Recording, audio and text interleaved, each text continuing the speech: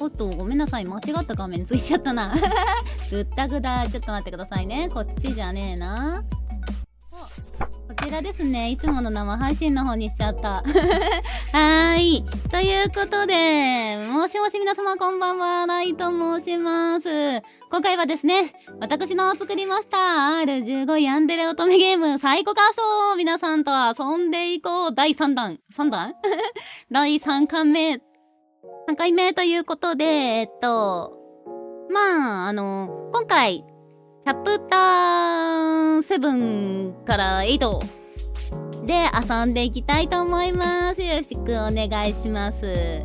はい、といった感じでここら辺で刺した方いらっしゃるかと思われますが、思いっきり途中から始まりますので、はい、まあ、もしね、ここが初めて見るよって方は、まあ、おそらくここから見てもある程度は内容わかるかとは思いますが、まあ、ただね、前回から見た方が、てか最初から見た方が、まあ、当然わかりやすいっていうことで、まあ、そこら辺は、まあ、念頭に置いていただいて、それでも見るよって方は見てくださると嬉しいです。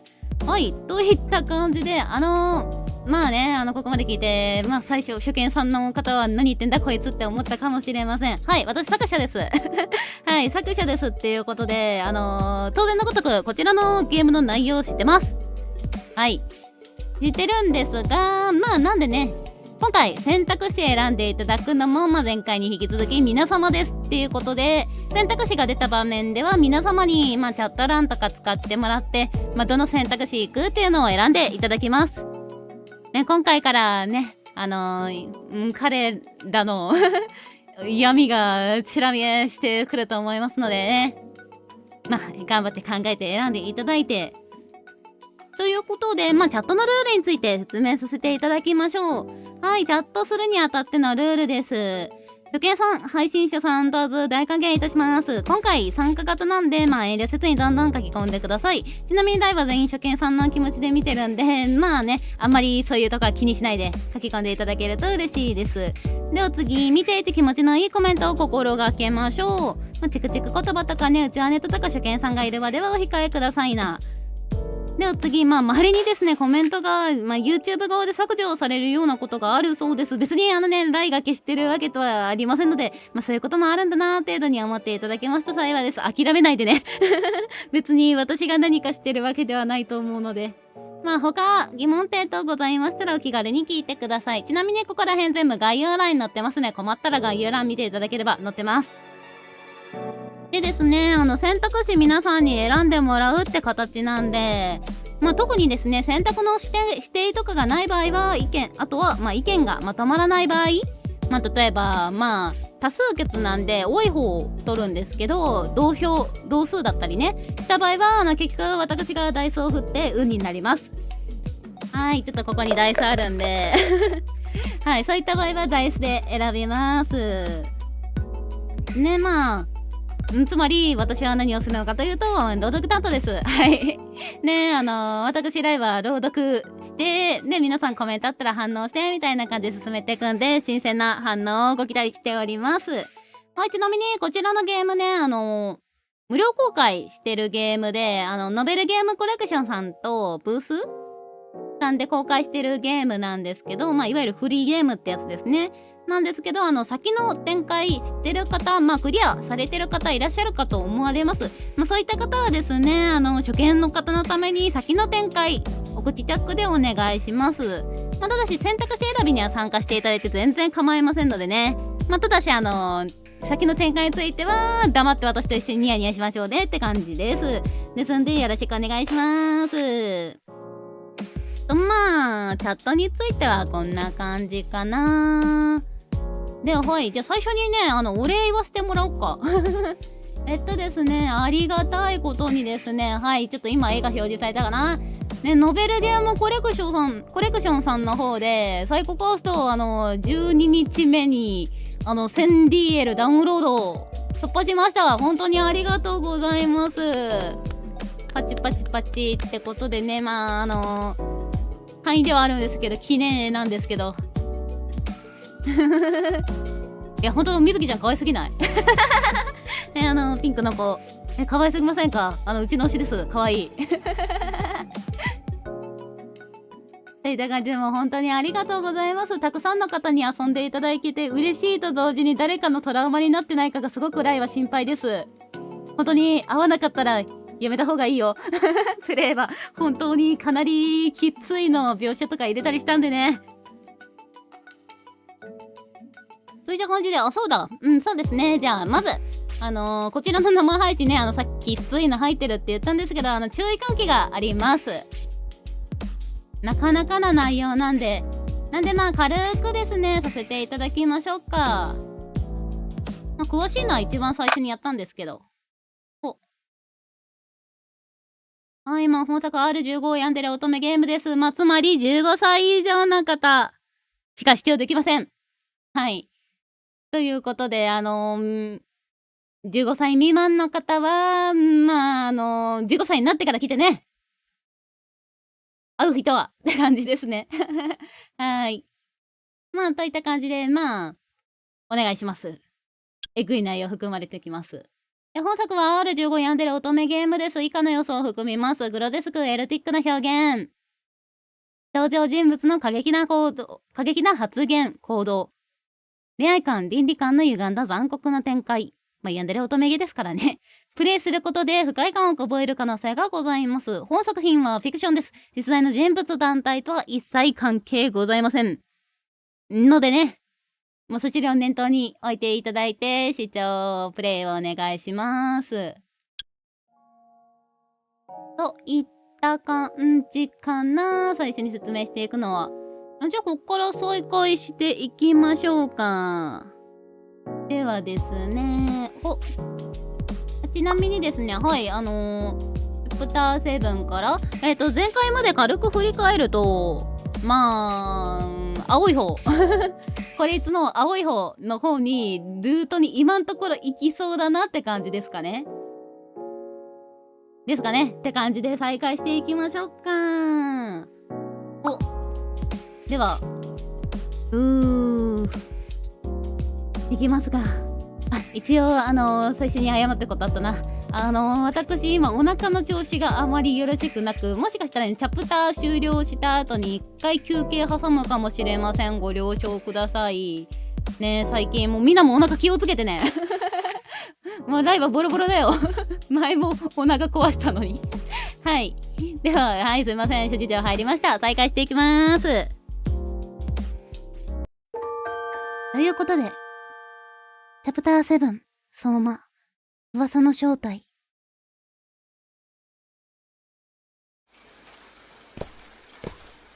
気がつけば、私の足は美術準備室に向かっていた。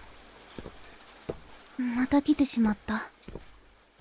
最近は、みつきちゃんと帰ることが多くて来れてなかったけど、相馬くんはまだここにいるのだろうか。好きにすればって言ってたし、多分来て大丈夫だよね。今日もコンコンとノックしてから扉に指をかけた。今日も開いてるみたい。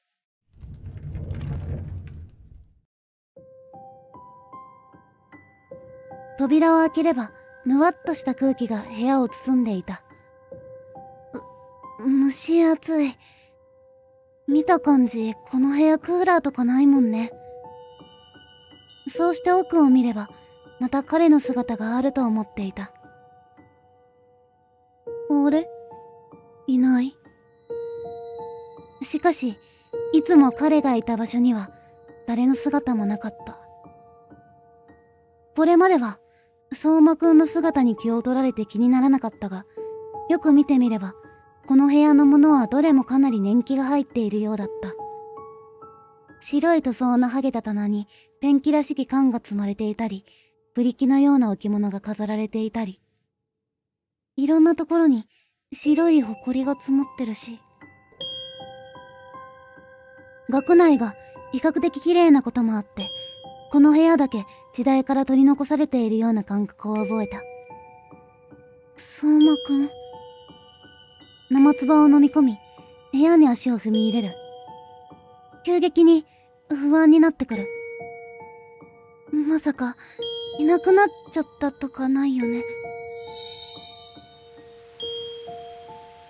ほら、夕日も聞いたことあるはずだよ。去年2年5組で男子生徒が病気で亡くなったって。その子すごく絵の上手い子でさ、中学時代にはたくさん賞を受賞してたらしいし、かなりの美少年だったらしいんだけど、それからベルらしいんだよね。放課後の美術室に違う違うって言いながら絵を描き続ける相馬くんの霊が。相馬くんも未練があったのかもね。大好きな絵をずっと描き続けてるらしいよ。美術室でずっと一人で。もう会えないのは嫌だ。そう、彼がよく絵を描いていた場所に向かった。あ、絵が見える。そこには前来た時に相馬くんの描いていた絵が完成した姿で置いてあった。相馬くんが白い部屋のベッドから身を起こしている絵。白い部屋、おそらく病室のベッドで、体を軽く起こした相馬くんがこっちを見ていた。でもその顔は辛そうに泣いていて、見ているこちらまで苦しくなってくる。なんでこんな絵。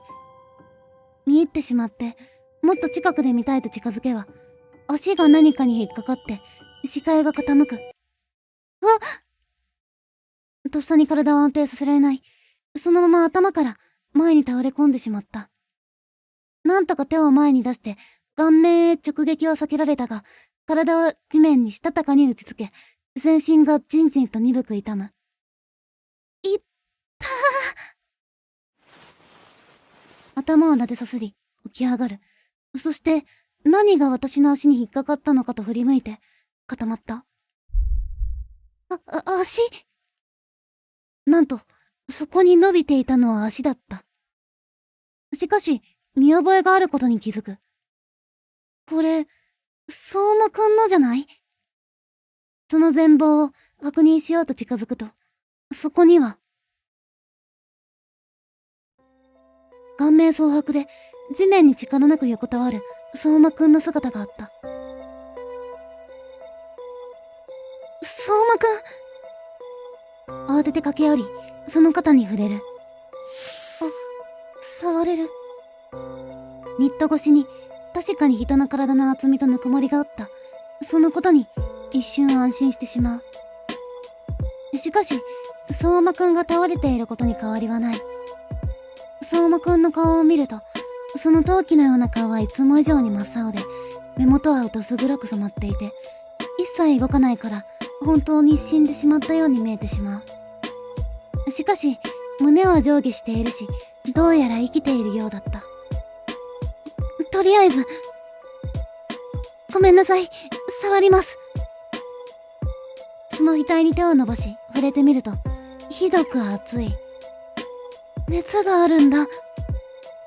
一瞬先生を呼ぼうかと頭によぎるが、相馬くんがどうしてこの部屋にいるのかもわからない。嫌がるかな。その汗ばんだ柔らかい髪を分けておでこにまた触れる。でもすごい熱、それに汗もひどいし、汗もすごいし、周りを見回し、窓が完全に閉められているのを見て、そこでハッと気がつく。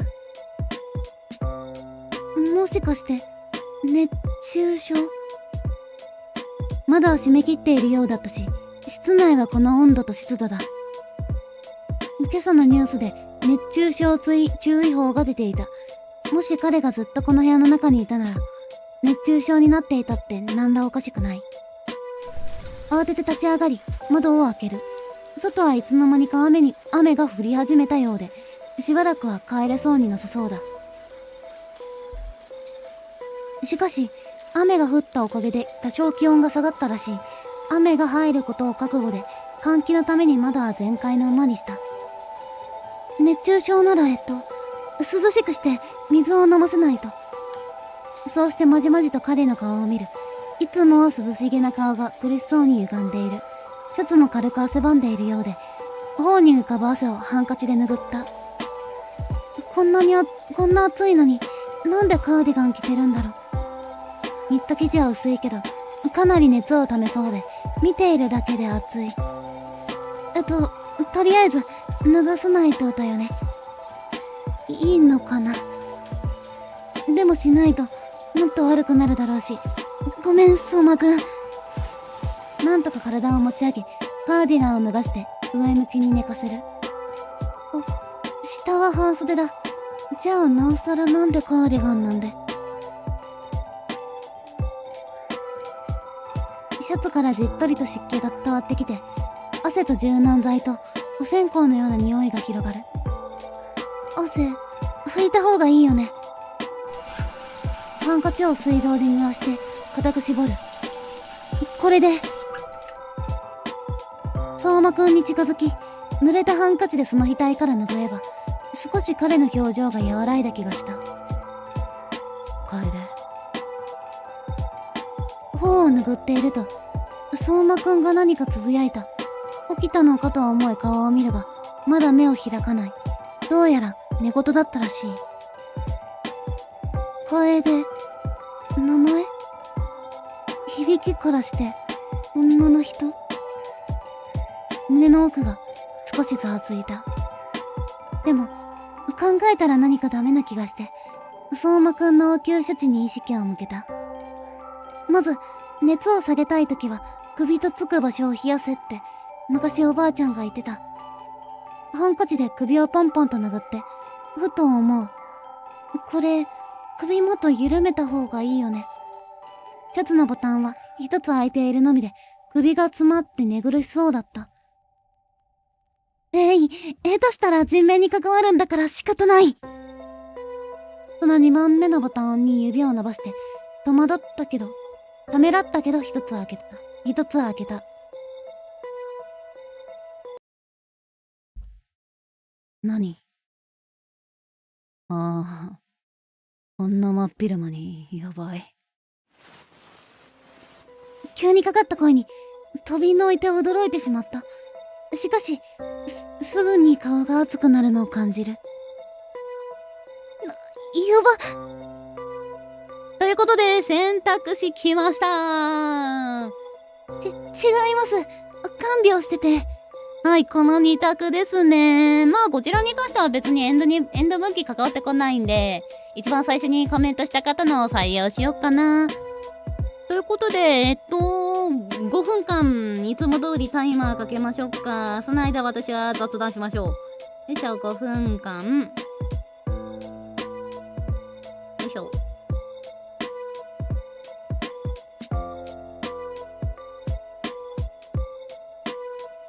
タイマーよ。はい、ということでまあこちらは早いもの順ですね。まあどちらいいか選んでください。では雑談ですか。じゃあそうだな。さっきおばあちゃんが首とつく場所を冷やせ的な話を言ってましたが、まあそれはまあ本当というか、まあ実際私が聞いたことあるやつですね。はい。まあと言いますのも首がつく場所ってまあいわゆる首も入りますし、手首足首もそうですね。とかをまあなんか冷やすと、まあ、血管通ってるんでそこからなんか冷えていくって感じで、まあ逆に言うと寒い時はそこを温めた方がいいね。体壊すから。なんでまあね、今寒いですが首とか手首とか足首とか、はいこんばんは、ようこそ。洗濯ぜひぜひ参加してくださいね。上で OK。じゃあはい、じゃあ違いますでいきましょうか。ありがとうございます。じゃあタイマー止めて、では上でいきましょう。違います。冗談。それくらいわかる、さすがに。だる。僕どんぐらい寝てた？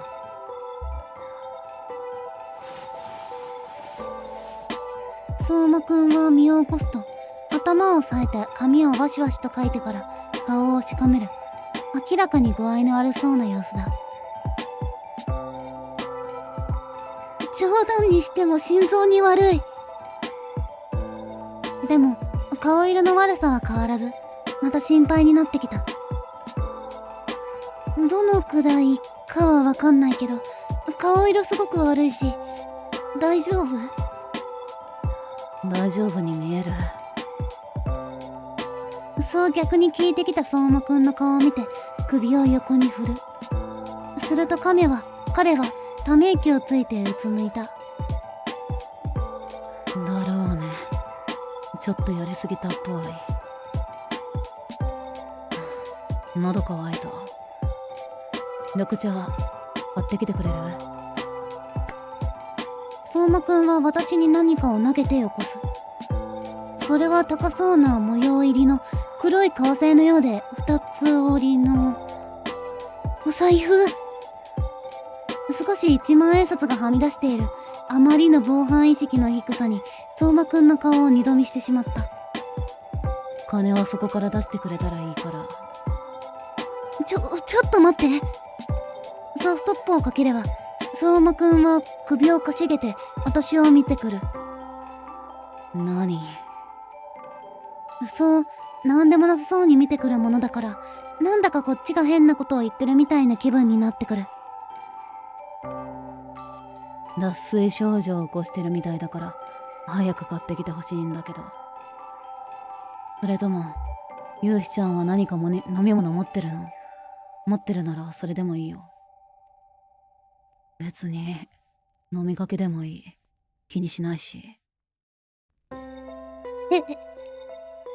思ってもいなかった言葉に驚いてしまう。飲みかけでいいって。確かに私の水筒にはお茶が入っているけど。ということで、またもや選択肢です。こっちも特にエンド分岐には関わらないんで、早いもの順で、じゃあ5分ポチ。いや、なんなんでしょうね、彼。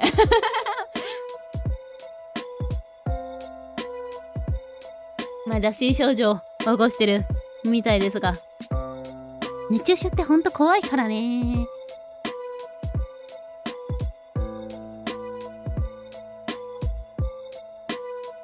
熱中症になった時はね、ゆうひちゃんこんな感じで応急処置してたけど、なんだったっけな。まあ、とりあえず涼しい場所で冷やせっていうのはまず第一なんだけど。あと、まあ、相馬くん緑茶がいいって言ってるけど、本来だったらスポドリとかの方がいいね。まあ、当然のごとくというかね。まあ、ミネラル、塩分足りてない、水分も足りてないっていう状態なんで、本来だったらなんか、まあ、いわゆる経口補水液とかの方がいいわね。そういう意味で言うけど、緑茶ってあんまりよろしくないんだよな。よ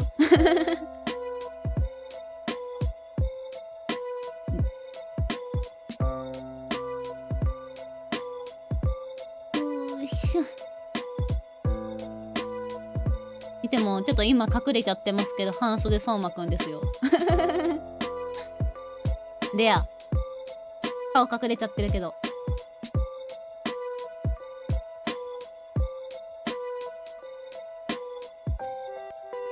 はい、こんばんは。ようこそ。ありがとうございます。また来ていただいて。熱中症イベントです。どっちがいいですか？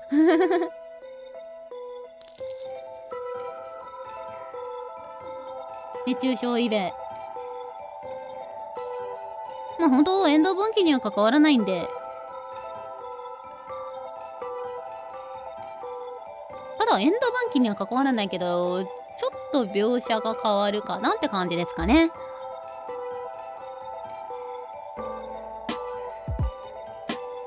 相馬くん今んとこすっごいミステリーアースだから。まあね、先ほどのやつでね。まあ、触れたっていうことは幽霊じゃないんじゃっていうことは、まあ結構ね、実感というか、できておりますが。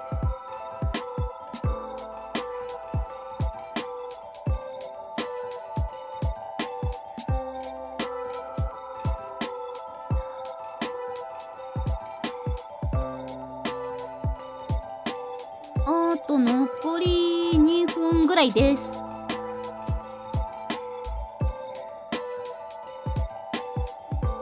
相馬くん青い部屋の中で見るとほんと青いな。もう全体的に彼もともと青いんですが、ちょっと今雨だから若干画面というかが青くて、より青いですね。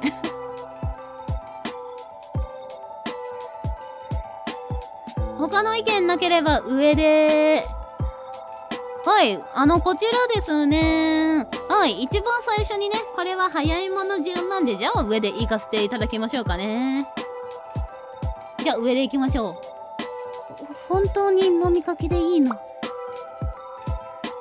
確認しながら水筒を取り出す。コップタイプの水筒ではあるけど、それでも同じコップを使うことになる。これ、関節キス。別にいいよ。今すぐ飲みたいし、気にする方でもないから。相馬くんはあまりにもあっけからんと言い切って、よこせと言わんばかりに手を差し出してきた。そして水筒を受け取ると、躊躇なくお茶を注ぎ、飲み干してしまった。少し赤らんだ顔で口をつけ、ごくごくと白い喉仏を上下させて演技していく様がやけに色っぽくて見ていられない。ありがとう。いいえ。相馬くんは飲み終わったカップと水筒を私に返してきた。ここまで堂々と飲まれると変に気にしてる私がむしろ恥ずかしいな。それから彼はソファーに横になる。そこで手に握っていたものを思い出した。お財布返さないと。はい、お財布返すね。相馬くんは私から財布を受け取るとごそごそとポケットにしまう。そうして腕に頭を預けながら私を見上げた。相馬くんの顔が私の下にあるのなんだかレア。いや、ここに来て相馬くんが倒れてた時も下にはあったか。でも上目遣いが初日ぶりだったからそう思ったんだろう。あの時も相馬くんは寝ていたな。こうやって触れたし熱もあったし、相馬くんは幽霊じゃないんだよね。だったらどうして噂なんて。それに実際集会で亡くなった相馬くんの話を聞いたし、幽霊じゃないのなら噂について聞いてみてもいいだろうか。失礼かもしれないけど、やっぱり気になる。美術室の相馬くんって。そう口に出せば、相馬くんは私をじっと見つめてきた。それから、僕が幽霊なわけないじゃん。あの噂流したの僕だし。そう、あっけからんと言ってのけた。まさか目の前の相馬くんが噂を流した張本人なんて想定外だ。なんでそんなこと？そうつぶやいてしまうと、相馬くんは少しだけ笑った。なんでね。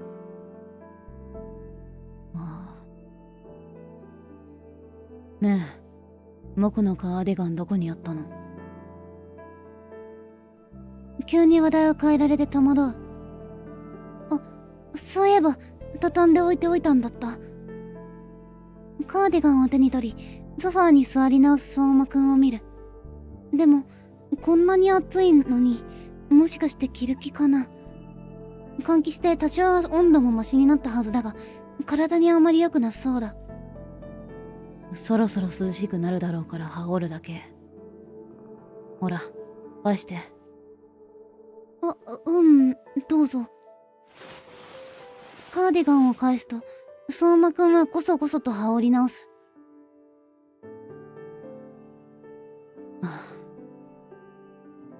相馬くん着ちゃったけど、涼しくなるって一体。そう思っていれば、冷風がどこから吹き込んでくる。すいません、めっちゃ噛みます。どこかから吹き込んでいることに気がついた。ここ、クーラー置き型なの。さっきは面倒でつけてなかっただけ。クーラーあったんだ。というか、露骨に話題をそらされた気がする。結局、どうして噂を流していたかは聞きそびれてしまった。というか、はぐらかされた？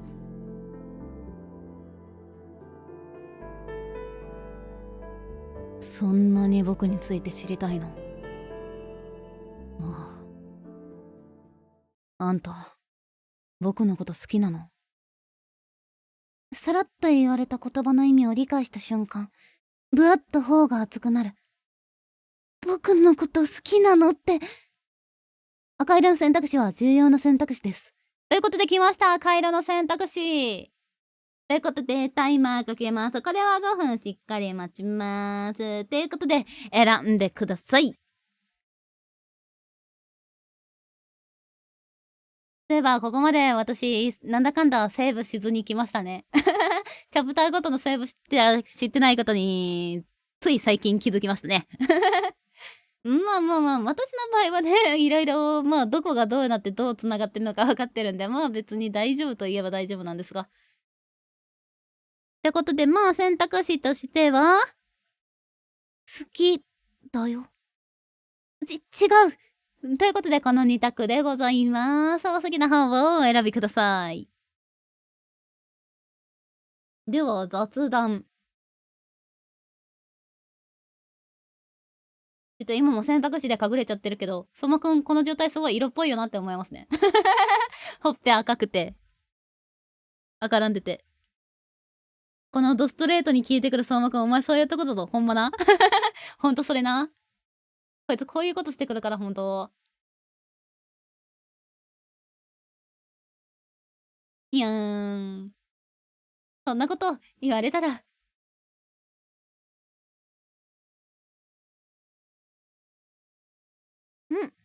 はい、こんにちは。オプションの文章は読めますか？あ、はいはいはい。翻訳かな、おそらくは。よいしょ。まあ今選択肢選びをしております。まあ好きだよと違うの2択で、まあどちらか選んでくださいって感じですね。まあチャット欄でどちらがいいかっていうのを、まあポチッとしてもらうと、まあ票が多い方に行きます。多数決です。まあただ、同数だった場合は、2択 ?2 択というか、同数だった場合は、私がダイスでね、サイコロを振って、ただな、奇数だったら上、偶数だったら下かな。で、移動しますって感じ。で、選択しますって感じですので、まあどうぞお選びください。ちなみに残り時間はだいたい3分です。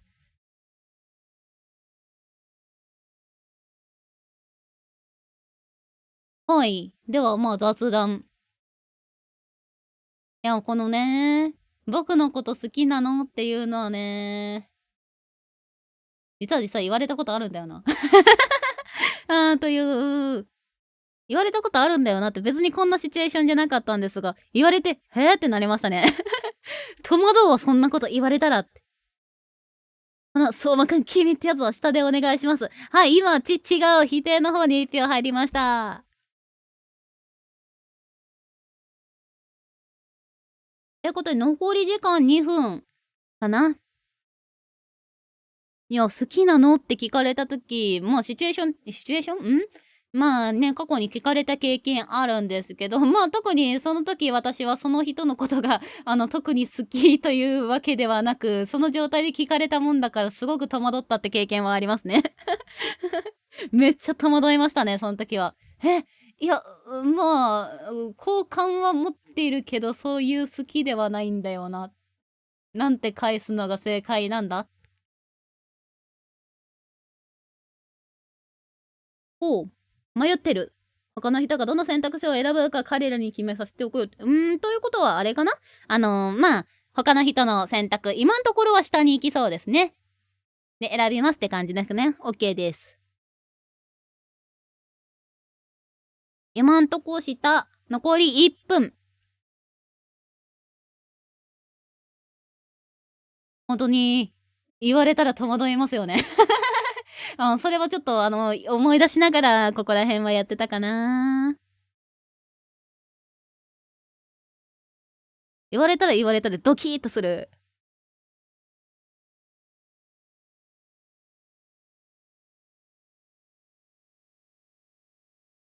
しかも私、そういう僕のこと好きなの的発言を1回じゃないんだよね。聞いたことあるのが。1回じゃないんすよ。なぜか、そんなに思わせぶりなんですかね。別にそうではないんですが。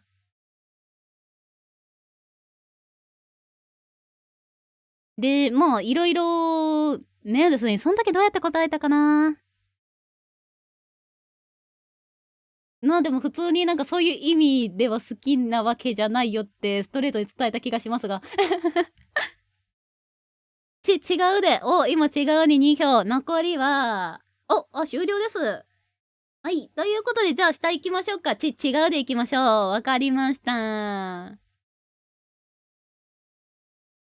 ということで、はい、否定していきましょうか。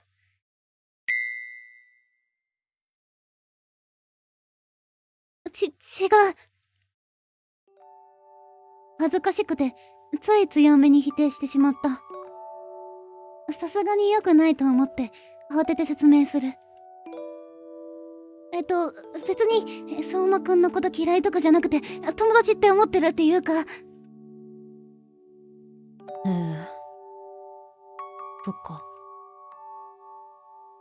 僕たち、友達だったんだ。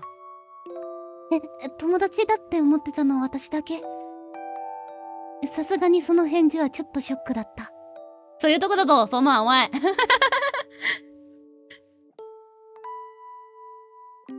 僕のことが気になるんだったら、また明日おいで。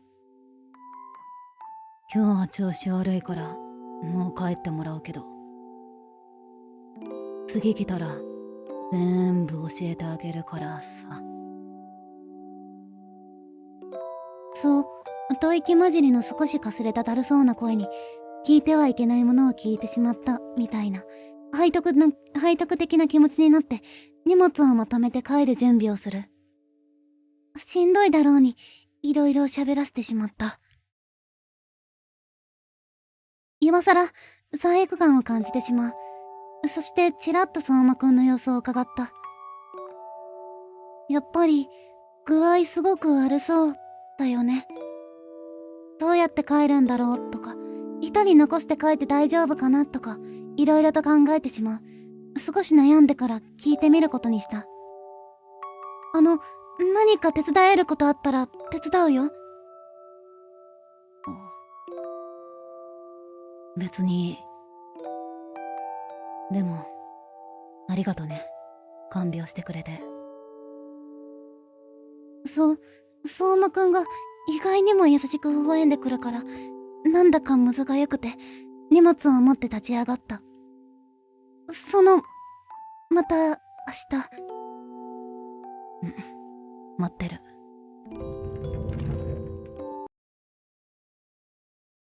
チャプター7相馬エンド。To be continued。セーブを推奨します。ということで。ほんと、お前そういうとこだぞ、相馬。はい、全部じゃなくて全部のところが好き。もうほんとこいつね。これ喋り方がいちいち甘ったるいんですよね。ということで、セーブして次の章に進んでいくんですけども、そうだな、ここら辺でちょっともう一回注意喚起をさせていただこうかな。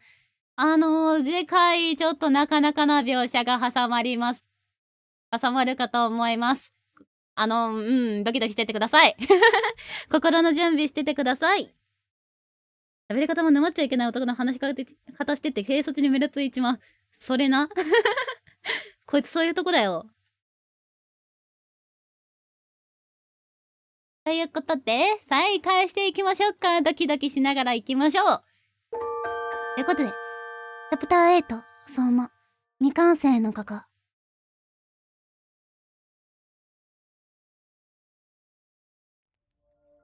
家に帰ってきても、今日の相馬くんの様子が気になって、なんだかずっとモヤモヤとしていた。本当に体調悪そうだったよね。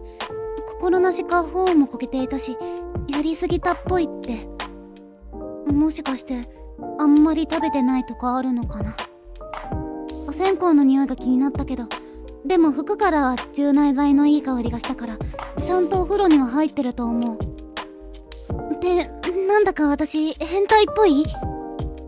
服の匂いとか思い出しちゃって、お風呂についても考えてしまったばかりに顔が熱くなる。そこで時計が目についた。まだ17時だ。今日は両親が帰りが遅くなるらしく、一人でご飯を食べる予定だった。何か作って放課後相馬くんに持っていこうかな。人によるとは思うけど、男子高校生ってよく食べるイメージがある。というか相馬くんくらい身長が高ければ食べた方がいいんじゃないかな。見ただけだから正確なのはわからないけれど、190センチメートルくらいあったような気がする。でかいです最近暑くなってきたから、放課後までとなると保冷をちゃんとして持っていかないといけないな。炒めにくい料理を。で、そもそもは相馬くん手作り大丈夫なのかな。一人盛り上がってしまった考えを沈めた。でも相馬くんのアトリエらしいのに毎回手ぶらで行ってしまっているし、なんならもらい物をしてばっかりだ。でももし手作りダメだったら自分で食べればいいよね。お弁当でも軽く作ってみようか。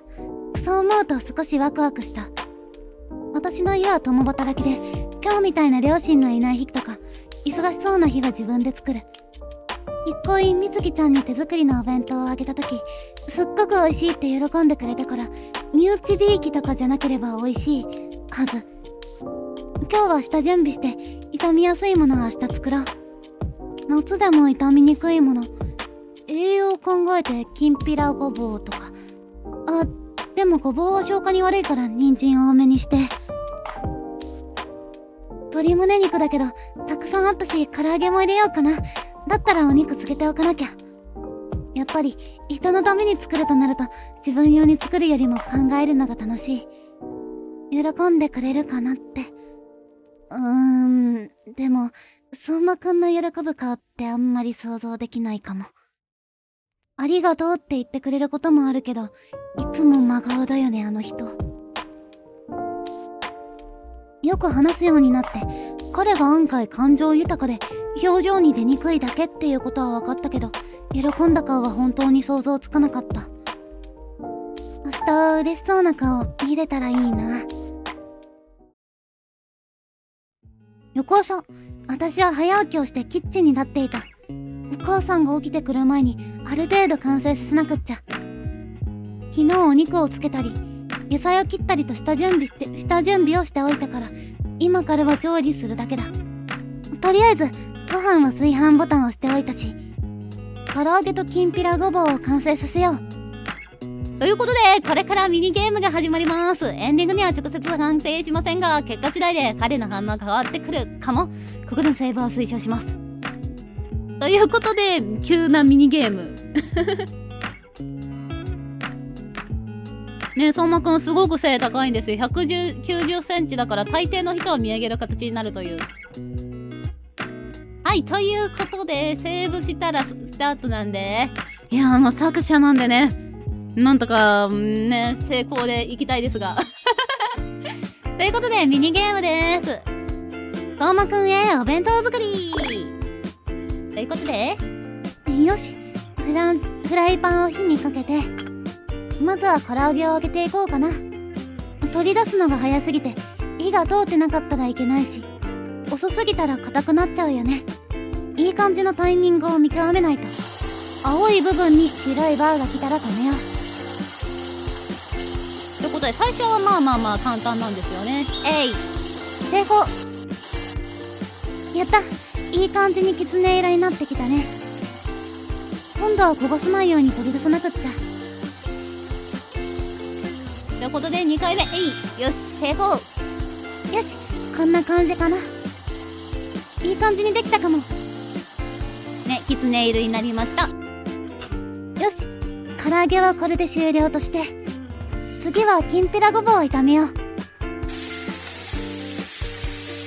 ということで、きんぴらごぼう、本当に人参多めに作ってます2回目、よっしゃ。成功。こんな感じかな。いい感じにできたかも。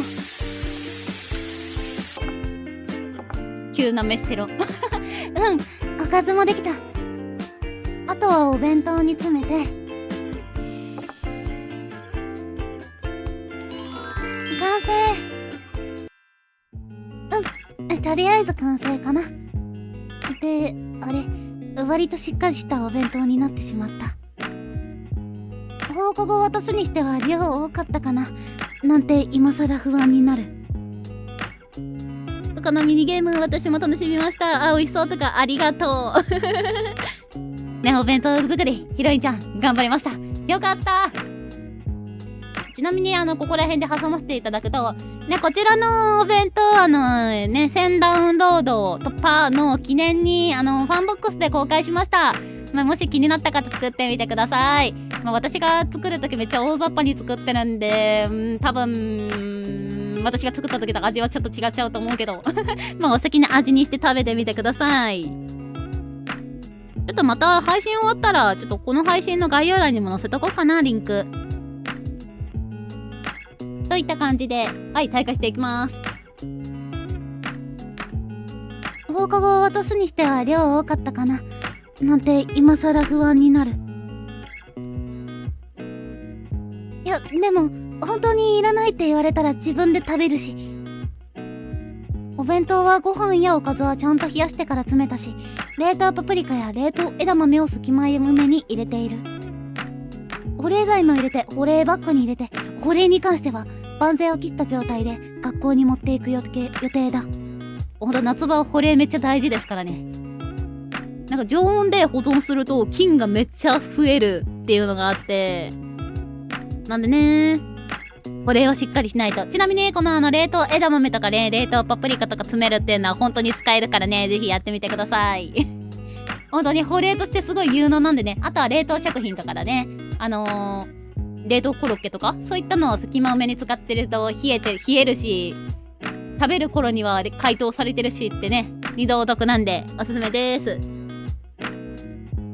料理上手なんだよね、ゆうひちゃん、ひろいんちゃんね。また作ってみてください。ということで保冷を万全を期して持っていきましょう。この保冷バッグかなり長時間保冷できるいいやつだし大丈夫なはず。でもちょっと重めのバッグだし、私のお弁当も一緒に入れておいていいかな。食べ終わったら別の袋に入れておけば変じゃないよね。喜んでくれるといいな。これを渡したら相馬くんはどんな顔するんだろう。いらないって嫌な顔されたらさすがにへこむけど、でも彼が食べてくれる姿を想像すると自然と微笑みが漏れていた。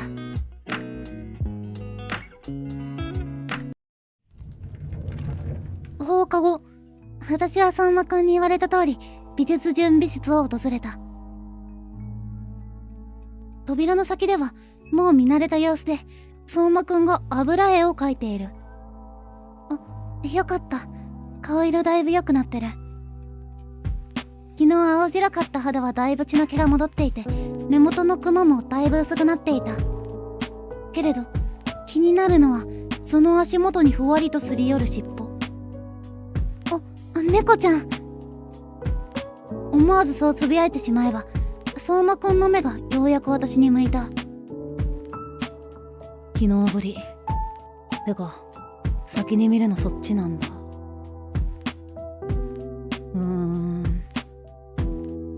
そう私に流し目を送る相馬くんの姿は心なしかムッとしているように感じた。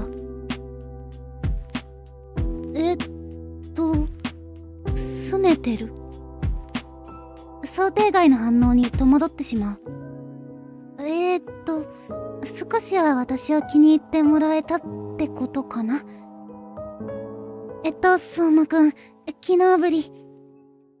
今日はちょっと相馬くんにお土産を持ってきたと言いますか。今さら緊張が。保冷バッグからお弁当を取り出そうとする手が止まる。お弁当はまだ冷たいけど、でもだったら唐揚げとかご飯とか硬くなっちゃってるんじゃ。今さら気がついても電子レンジなんてないから仕方ない。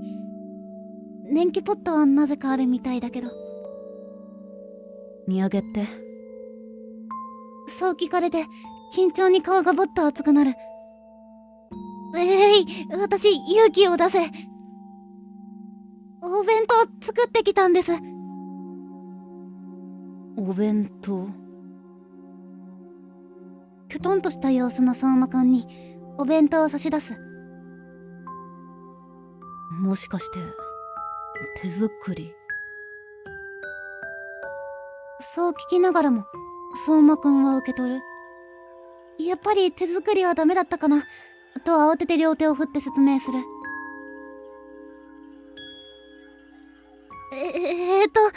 手作りなんだけど、もしダメだったら全然食べなくていいっていうか。別にダメとか出ない。そう、相馬くんはお弁当箱の蓋を開けた。すごい。自分で作ったの？マジマジと言われて照れながらもうなずいた。相馬くんは一緒につけていた割り箸を割って唐揚げを一つ持ち上げる。いい匂い。じゃあいただきます。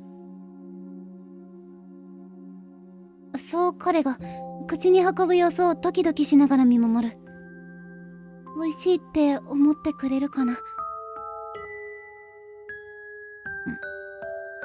ま。唐揚げを食べた相馬くんの唇から笑みがこぼれた。やった。すごいね。料理うまいんだ。店で食べるのよりこれまでで一番美味しいかも。ねえゆうひちゃん、僕のために作ってくれたんだ。相馬くんは笑ってどこか私をからかうように言った。それはそうなんですけど。後面向かってだと「はいそうです」なんて答えるのは照れてしまう。何も言えずに顔を真っ赤にする私を見て相馬くんは嬉しそうに微笑んでいた。甘酸っぱいな。いやめっちゃ応援してくれてる。そういうとこほんとそういうとこだよお前。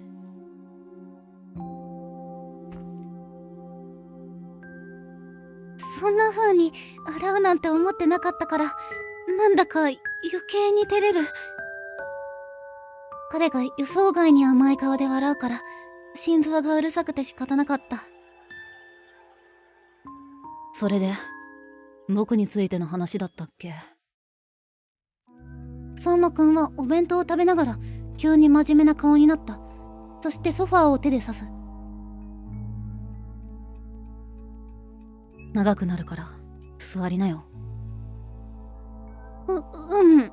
ありがとう。私がソファーに腰掛けると相馬くんはおもむろに視線をさまよわせた。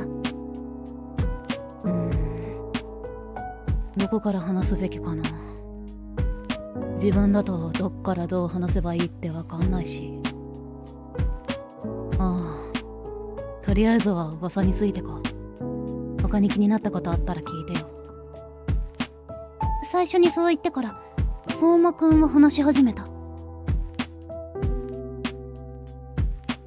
まず噂。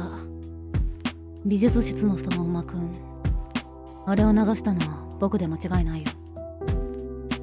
そう無感動な様子で言い切った彼は私がどうしてと聞く前に言葉を続けた。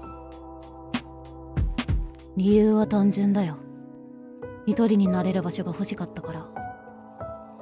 そもそも隣の美術室って授業であんまり使わないけどさ、去年ドアの鍵壊れてから生徒のたまり場になることも多くてうるさかったんだよね。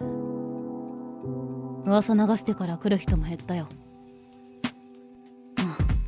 代わりにたまに肝試しとか言ってバカしに来るやつらならいたけど、でも準備室にまで入ってくることはまずないから、僕はここに安寧の地を得たってわけ。他に何か聞きたいことはある？ということで、選択肢。どうして美術室の相馬くんか。でも相馬くんが亡くなったって、まあ聞いてることは似たようなもんですが。どうして美術室の相馬くん？でも相馬くんが亡くなったって。ということで、早いもの順です。こちらも特にエンドに関わってこないので、5分タイマーかけますね。本当、相馬、お前そういうとこ、そういうとこだぞ。ほんまそれな。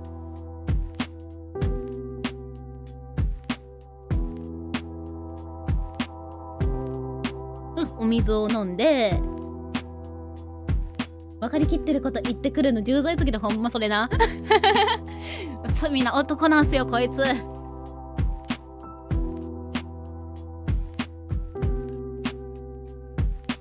てかもね、これ明らかに自覚ある様子で言ってくるからね。これ持って遊びやがってよ。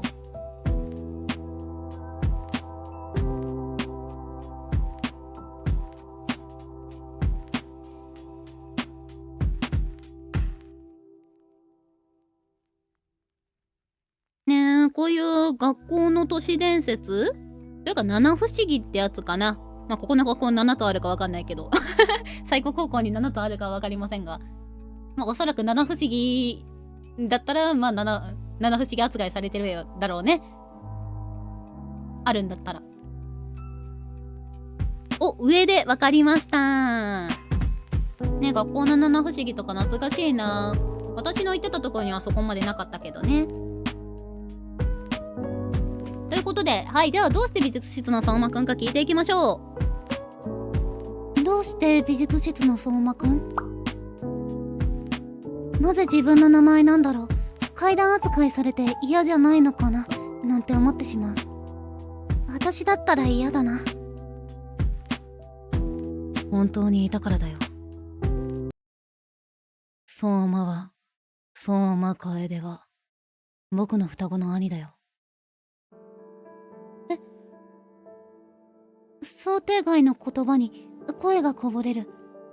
双子のお兄さんって、相馬くんが双子、それに、亡くなっている。相馬くんが双子だったなんて初耳で、なおかつそのお兄さん、楓さんがすでに亡くなっていて、急な情報に頭がこんがらがりそうになる。それよりも、だったらなおさら、どうしてそのお兄さんの名前をこんな悪い噂に。噂には本当のことを織り交ぜた方が広まりやすいでしょ。それにあいつ嫌いだったんだよね。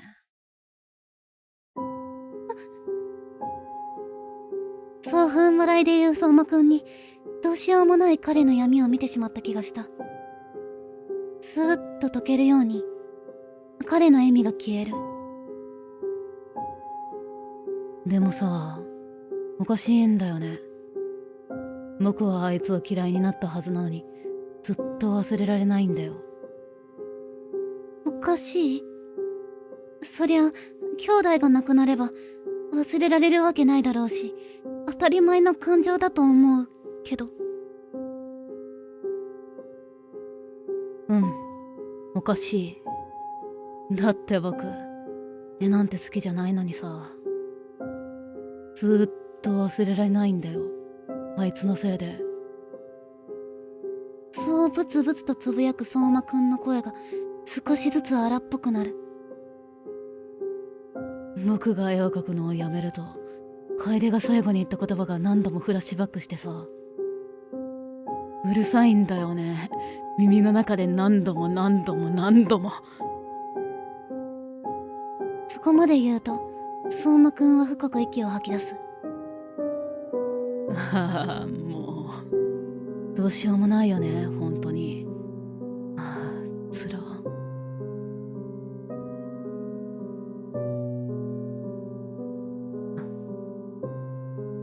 ねえ、ゆひちゃん、ゆうひちゃんはさ、あいつなんて言ったと思う？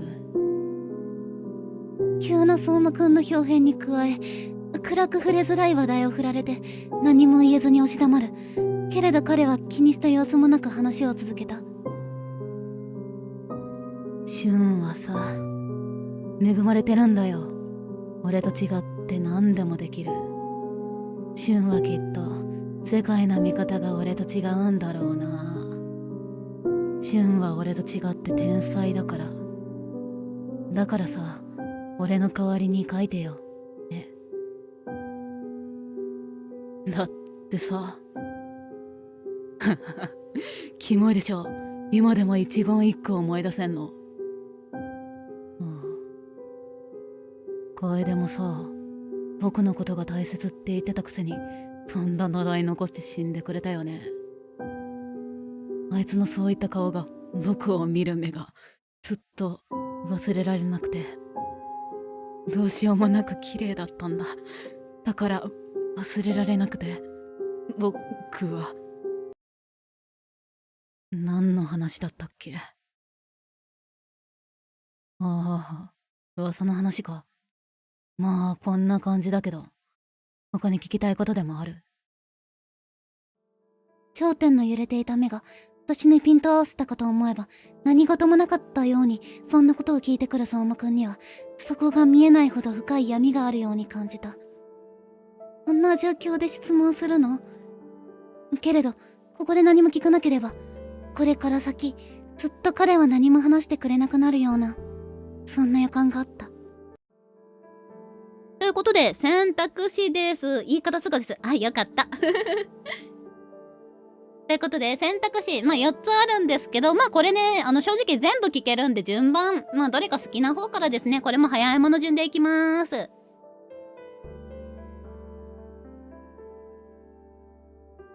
でも、メンタルが不安定。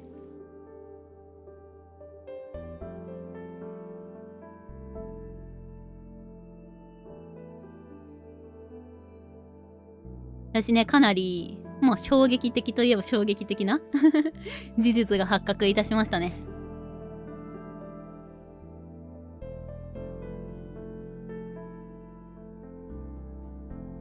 上から順でも、どれか指定でも全然いいですよ。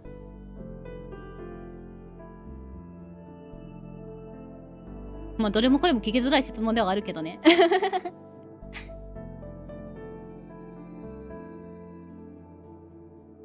こういう状況でね。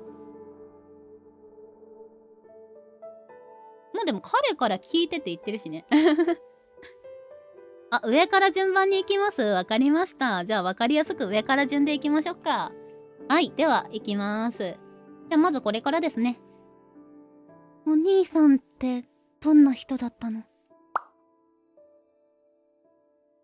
病気で亡くなったらしいことは知っているけど、その他は何もわからない。どんな人かね。ああ、お人よしで人に好かれるような人間だったな。頭は僕より良くなかったけど真面目で、絵と音楽が特に好きで、いつも誰かと一緒にいた。僕とそっくりの顔してるのにね。一卵性ソーセージで僕と瓜二つの見た目してた。声も似てて親ですら間違えるくらい。でもなんでかさ、体の強さだけは似なくてさ。あいつ白血病で死んだんだ。もともと体弱かったからさ、余命宣告されてたの。最後は寝たきりで、絵も描けないし歌も歌えなくなってた。急に悪くなって悲惨だったな。たくさんの管につながれて、コヒューコヒューって嫌な息しながらさ、僕と同じ顔した楓が寝てるんだよ。そこでふと思い出す。もしかして相馬くんが前に描いていた絵って、昨日この部屋で見た絵では、病室のベッドから身を起こした相馬くんそっくりの青年が辛そうに泣いていた。あの人が楓さん。母さんも父さんもひどい顔色で、僕のせいで嫌なことを思い出したな。別のこと聞いてよ。重いとっても重い。あまりに感情ジェットコースターすぎて何もつぶやけなかったほんとそれなんですよね。はいはい、まあ上から順番に行かせていただきますよ。ではお次。お兄さんがどうして嫌いなの？私には彼の言葉がちぐはぐに聞こえて仕方なかった。だって相馬くん、昨日寝言で楓さんのこと呼んでた。どうして嫌いか。案外鋭いこと聞いてくるよね、ゆひちゃんって。別にいいけどさ。嫌いか。むしろ大好きだったな。別に昔から嫌いなわけじゃなかったんだよ。そう昔に思いを馳せて笑う相馬くんはやっぱりどこか危うく見えた。昔の楓は優しくてさ、ずっと僕の隣にいてくれたし、ちょっかい出してこようとするやつから守ってくれた。小さい頃僕人見知りでさ、ずっと楓にひっついてたんだよね。あの頃の楓、今思い返してみると大好きだったな。でも小学校に上がったくらいで楓が体調を崩し始めてさ、親はそっちにつきっきりだし、クラスメートも楓のことばっかり話すしさ、楓くんじゃないと嫌だとかクラスの女子に泣かれたこともあって、今思い出すとクソだな、あの女。イライラしてきた。まあ別にどうでもいいけど。ああ、その頃だったかも。楓のことがうざく思えてきたの。いわゆるコンプレックスみたいな。でもあの頃もまで楓のこと僕は好きだったんだよ。我ながら気持ち悪いほどにべったりしてたな。同じ高校を受験してさ。でも僕が絵を描くようになってから楓は僕を避け始めた。僕も僕で反抗期みたいな感じだったのかな。楓が目の上のタンコブみたいな、邪魔で嫌いでたまらなくなってきて、あの時は僕も本当に荒れてたな。そうしたら気づけば本当に死んじゃってた。もしかしたら後悔してるのかもね、僕も。ずっと聞こえるこの声も後悔の表れなのかも。なんてね。僕自身もうよくわかんないよ。またまた重い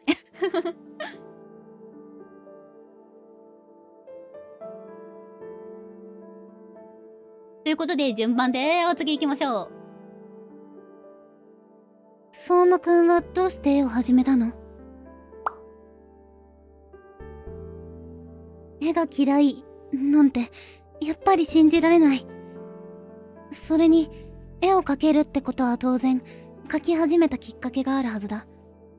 それに相馬くんのお兄さん楓さんが相馬くんに天才って言ったらしいことも気になるし。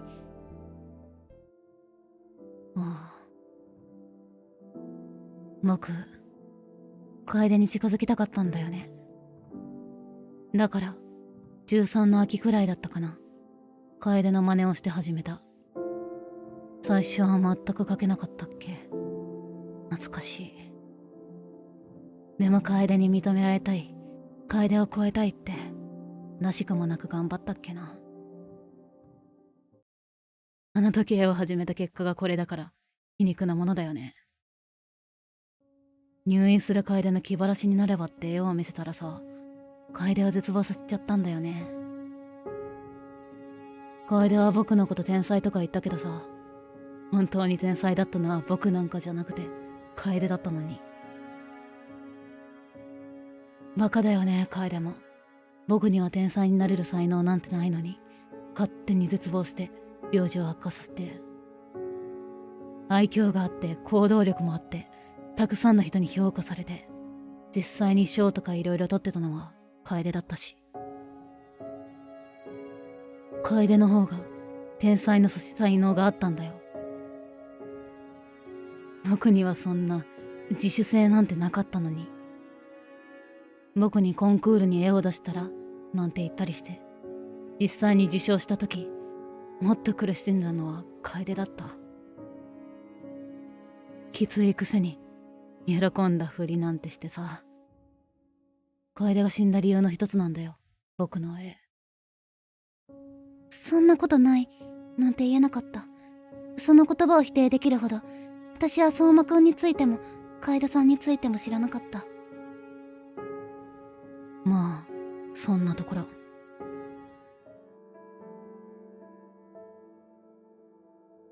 では最後、どうして美術準備室にいるの？ずっと気になっていた。いつ来ても彼はここにいるけど、普通この部屋は鍵がかかっているはずだ。毎回先生に頼んで鍵を開けてもらっているとは思えない。というか想像がつかないし。この学校、僕の叔父が理事長をしてるんだよね。そうだったんだ。だから割と融通きくんだよね。僕記憶力はいいからさ、テストで点取ってあとはここで時間潰しとけば単位取れるってことになってる。相馬くんはさらっとなんてことないように言った。それはすごいっていうかちょっと羨ましい。というか途中から察してはいたが、やっぱり相馬くんって3年生、つまりは先輩なんじゃないだろうか。思いっきり名前で慣れ慣れしく呼んじゃってた。でもどうして教室に行かないんだろう。何か行きたくない理由でもあるのかな。僕は双子の片割れをなくして気の狂ったかわいそうな生徒だからね。まあつまりは不登校中ってこと。教室嫌いなんだよね。そもそも集団行動自体僕には向いてないし。周りも僕を腫れ物扱いしてくるか、同情した体で近づいてくるとかうざったくてさ。できる限り行きたくない。で、まだ聞きたいことある？相馬くんの過去が思っていた以上に重くて、私はどう反応すればいいかわからなかった。相馬くんと楓さん、ちゃんと向き合える前に楓さんは言っちゃったんだ。ポツポツと話す相馬くんの様子はおかしくなってしまったようで、けれど迷子の子供のように小さく見えた。聞きたいこと、正直今いろんなことを新しく知りすぎて、まだまだ聞きたいことはあるはずなのに言葉としてまとまらない。そうしてふと彼の描いていた絵を思い出した。あの楓さんの絵について聞いてみよう。ということで聞いちゃうんですけどね、相馬くんもねちゃんと努力したんだよね。まあそうなんですよね。努力はちゃんとねしてたんですよね。まあ中3から始めてね、現在高3でそこまでの絵の技術というかになってるってところはまあほんと才能なんですけどね。では聞いていきましょう。昨日ここにあった絵の人って。ああ、そうだよ。あれが楓。相馬くんはガサガサと足元に積まれたキャンバスから1枚取り出す。その絵は紛れもなく昨日私が見た絵だった。でも全然ダメ。こんなの楓じゃない。書けないんだよ。いつまで経っても。相馬くんはイーゼルにキャンバスを置き直し、何かを手に持つ。赤が絵を描くときによく持ってるイメージのあるパレットナイフだろうか。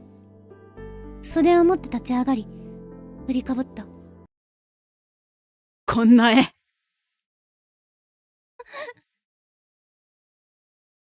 彼はパレットナイフを勢いよく絵に突き立て、力任せにビリビリと破い引き裂いた。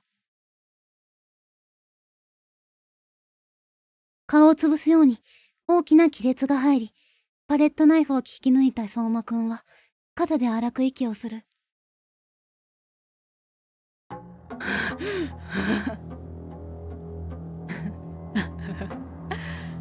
ああ、またゴミ増やしちゃった。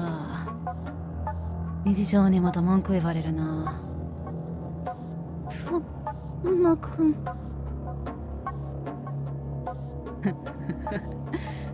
ああ、ごめん、変なとこ見せて。いたよね、きっと。だっておかしいもん。僕自身おかしいって思うし。ああ、僕のこと嫌になったなら帰っていいよ。帰っていいって。確かに絵を引き裂く彼は怖かった。しかし倒れ込むように乱暴に椅子に腰掛け、うなだれる彼を置いて出て行こうとは思えなかった。でもなんて声をかけていいかわからない。一向に動かない私を相馬くんはぼーっと見上げた。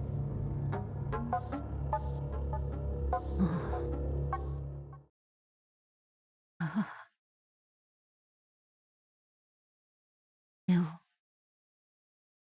楓が死んでから絵を完成させられなくなったんだ。彼はとつとつと話し始めた。絵をどれだけ描いても頭の中で楓が言うんだ。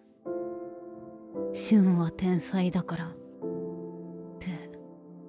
それを思い出すたび自分の描きたいものがわからなくなって、何枚も描いては未完成で途中で投げ出して、描くのをやめても俺の代わりに描いてよってずっと聞こえて。でももし僕の納得のいく絵が描ければ、この声は消えてくれる気がしてる。相馬くん。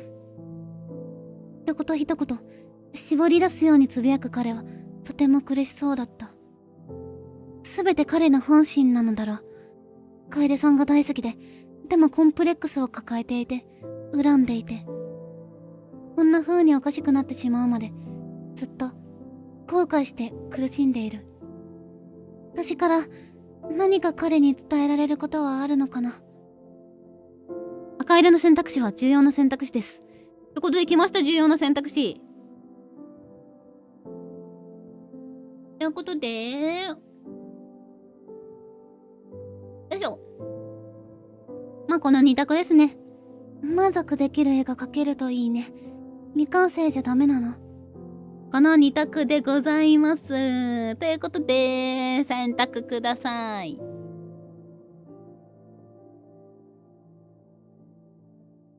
そうだな。はい。ね、ちょっとだけ申し訳ないんですが、この5分間の私ちょっと離席します。よいしょ。5分タイマーつけてなかったらタイマー回しますのでね、その間にお願いします。ちょっと、お手洗いに行ってきまーす。ね、パッと戻って。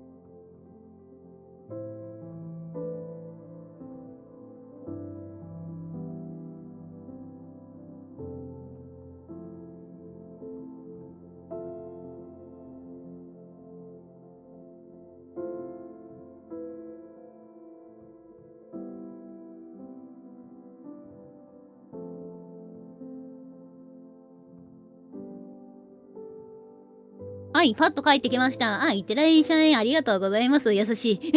ぬくもりを感じた。ということで、まあ、この選択肢ですね。お。よいしょ。いや、コンプレックスってね、大変だよね。特に身近に比較対象がいるとね。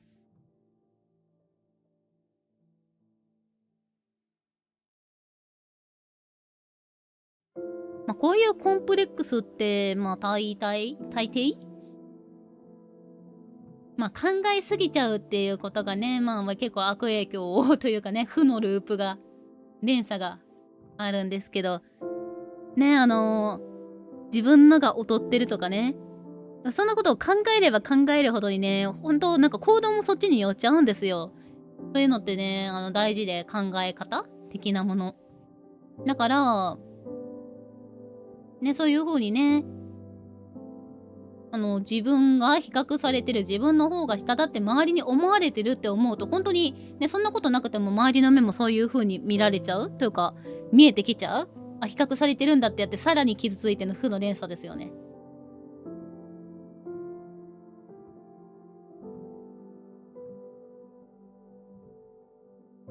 楓さんに反転アンチ。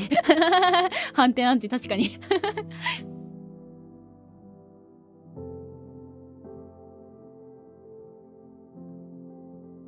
まあそういった時は、そうだな、コンプレックス。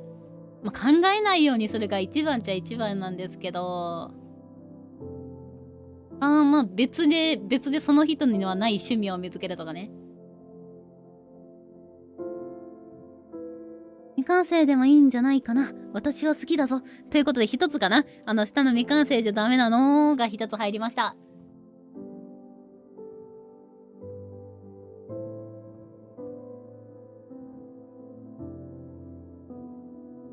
僕も大変なんですよ。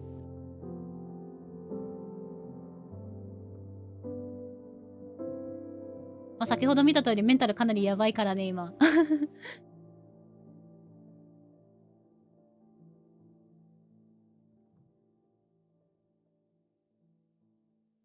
残り時間1分切りました。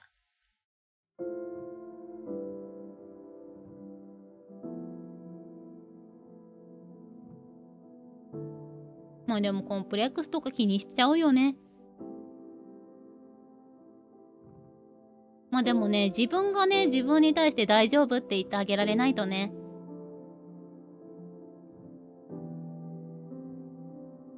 自分に対して、いいぞ、自分頑張ってるぞって言ってあげないとね。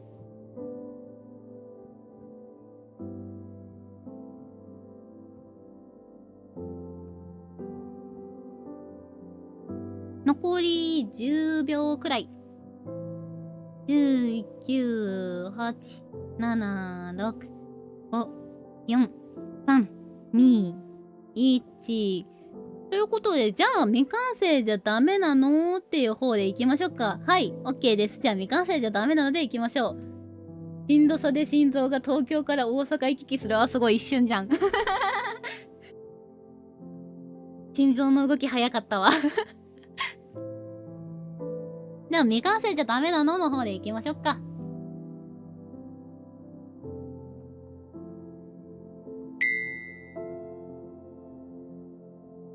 未完成じゃダメなの？私はやっぱり相馬くんの絵はすごく見えた。未完成になんて思えなかった。それに相馬くんは完成にこだわって自分で自分の首を絞めちゃってる気がする。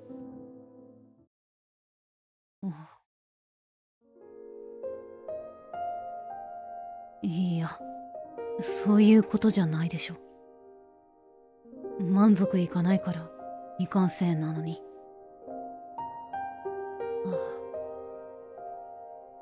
なんでそんな風に思うわけ？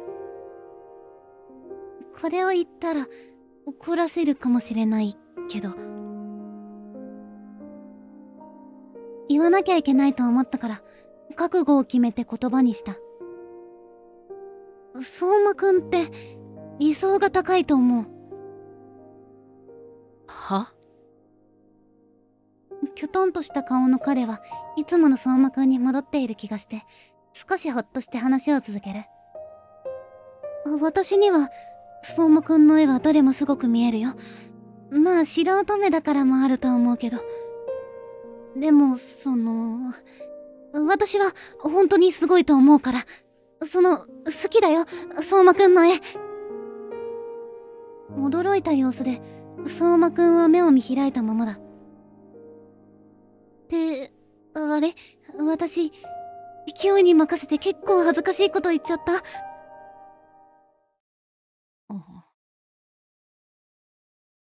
熱烈な告白だね。改めて言われて、穴があったら入りたくなる。ほんとそういうとこだと相馬。そういう返しするとこだと相馬。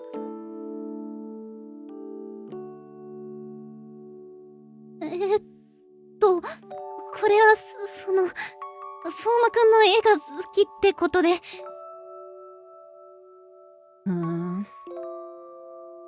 そういうことにしとこっか。からかわれてる。赤くなる顔、むった顔をしかめてごまかそうとする。でも、相馬くんの顔は随分と穏やかになっていた。ありがとう。ゆうひちゃんに話して、ちょっと気が楽になったかも。よかった。少しは私も役に立ったのかもしれないとほっとする。それに、このお弁当美味しかった。ごぼうとかさ、自分じゃ食べないけど、これは美味しい。やった。これは嬉しいな。想像した以上に褒めてもらえて、心が浮き足立ってしまう。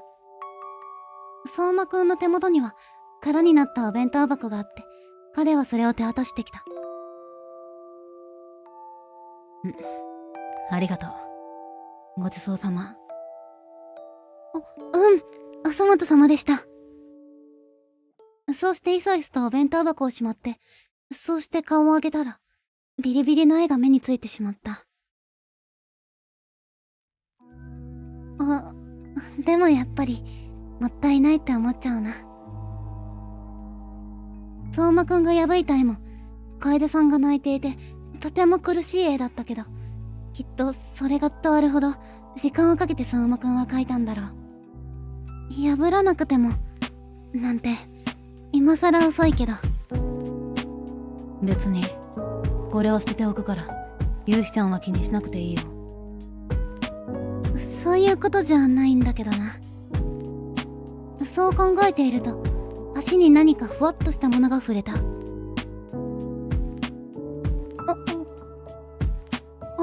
黒猫ちゃん。私の足に、ふわっと柔らかい毛をすり寄せてきていたのは、さっきまで相馬くんの近くにいた黒猫だった。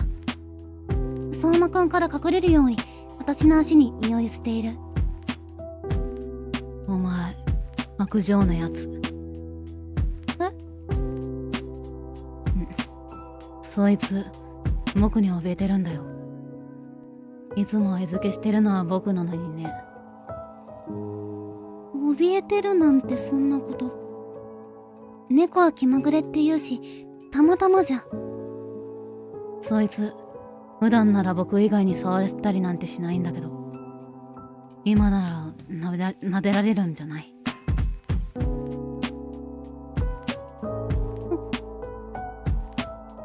彼の言葉に黒猫ちゃんを見る。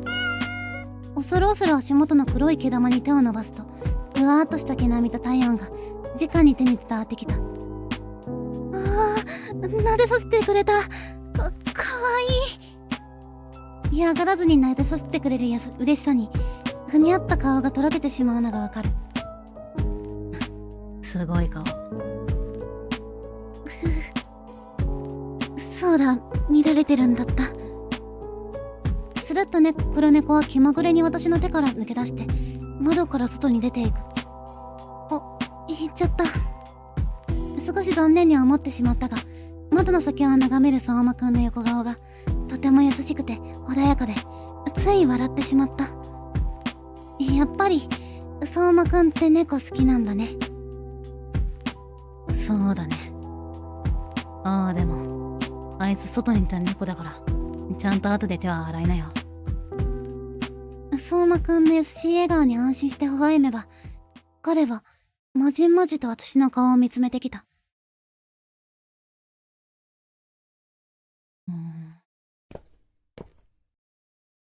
夕日ちゃんって。相馬くんは私の座るソファーへ近づいてくる。彼の体は大きくて、影は私の体をすっぽりと覆い隠してしまう。やっぱり。よく見れば、綺麗な目をしてるよね。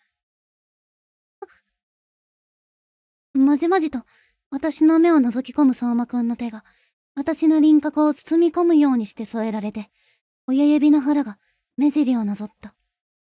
彼の指が間近に迫って、とっさにキュッと目をつむる。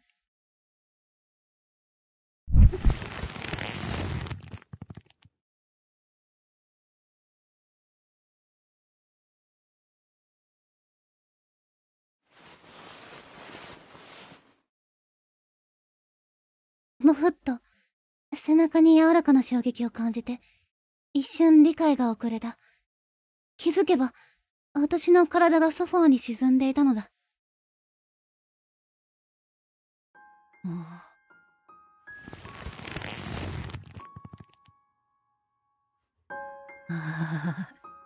やっぱりすごく綺麗だ。大きな影が私の体を覆い隠して、最初人形のように無表情だと思っていた淡麗な顔が重たく焼けるほどに甘い熱を持って私を見下ろしていた。澄んでいてキラキラしてて、ゆうひちゃんが素直で優しいからかな、きっと。どれだけ猫の目を描いてもダメだった。でもあんたなら僕満足できるかも。相馬くんは私に覆いかぶさったままじっと瞳を覗き込んでくる。視線が絡み、彼はわずかに目を細めた。ねえ、嫌がんないの？こうやって近づいてもさ、誰も止めてくれないよ。ここは密室で僕とゆうひちゃんだけなんだけど、ちゃんとわかってる？それとも僕ならこれ以上何もしないと思った？ねえ。顔が10センチもないほど近づいてくる。鼻と鼻が触れ合ってしまいそうなほど間近で視線が交わる。相馬くんの指先が私の方にかすかに触れて、彼の湿った甘い呼吸が顔に落ちる。じゅくじゅくと心臓のあたりが波打って、体の奥から広がるような熱に触れられた皮膚からトロトロに溶けてしまいそうになる。キスされそう。顔が熱くて恥ずかしくて耐えきれなかった。ぎゅっと目をつむって息を止める。体がふるふると小刻みに震えてしまっているのが分かった。相馬くんの重心が後ろへと傾いてソファーが沈む。唇に湿った息が落とされた。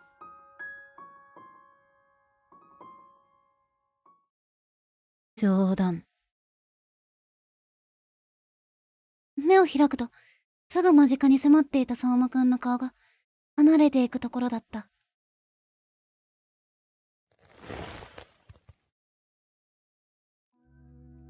ねえ、学校だからって油断しすぎ。そうやって簡単に押し倒されて、僕が女だったら見境なしのやりちんだったらどうしてたわけ？やりち。そんな単語が相馬くんから出てくるのも予想外だったけど、ため息を吐くように涼しい顔でいる彼に顔が歪みそうになる。冗談にしてもタチが悪すぎる。本当にキスされるかと思った。ほんと、そういうこと。そういうとこ。いや、あえて何もコメントせずに進みますが、もう、相馬しお前そういうとこだよ。ほんと近いです、大きく様。やだ、イケメンもほんとそう。言葉のチョイスがほんと、もうこっちの心をもうめちゃくちゃにしようってからに。お客様、お客様、困ります、お客様。もうほんと、何か冗談だよ、お前。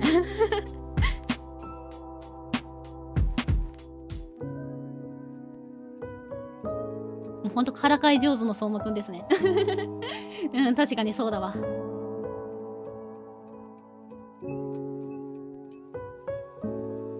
心臓は全身に響いてしまうくらいうるさくて、慌てて体勢を元に戻しても、さっき相馬くんに触れられたそわりとした感触も熱もまだ引いてくれない。ああ、それともあのままもっと先までされたかった？そうからかうように微笑みを深めた相馬くんに胸がギュッとなって苦しい。相馬くんを睨むようにしてごまかそうとしたけど、ニヤニヤと私を見る相馬くんにはバレてしまっていそうだった。からかわないでください。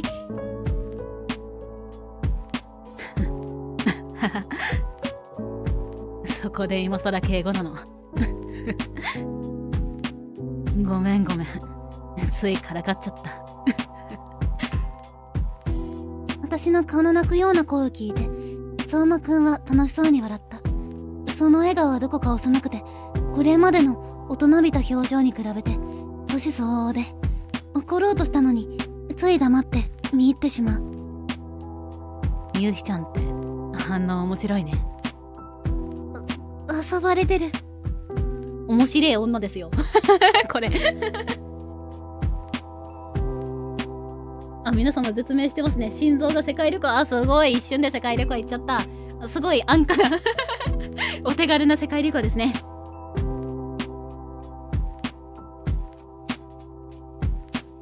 でも相馬くんが何を考えているか少しでも知りたくて黙って彼の表情を伺う。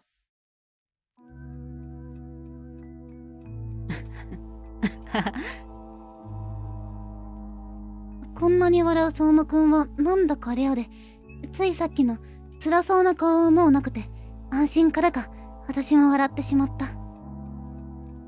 でも冗談って言ってもゆうひちゃんの目は綺麗だって思ったのは本当だから、また書かせてよ。私予想外のお願いに面食らう。試しにゆうひちゃんを描いてみたい。私を描きたいって言ってもらえるのは素直に嬉しいし、照れてしまう。でもどうして私は特別美人ってわけじゃない。だったら相馬くんの言ってた目が綺麗だからだろうか。私はいいですけど。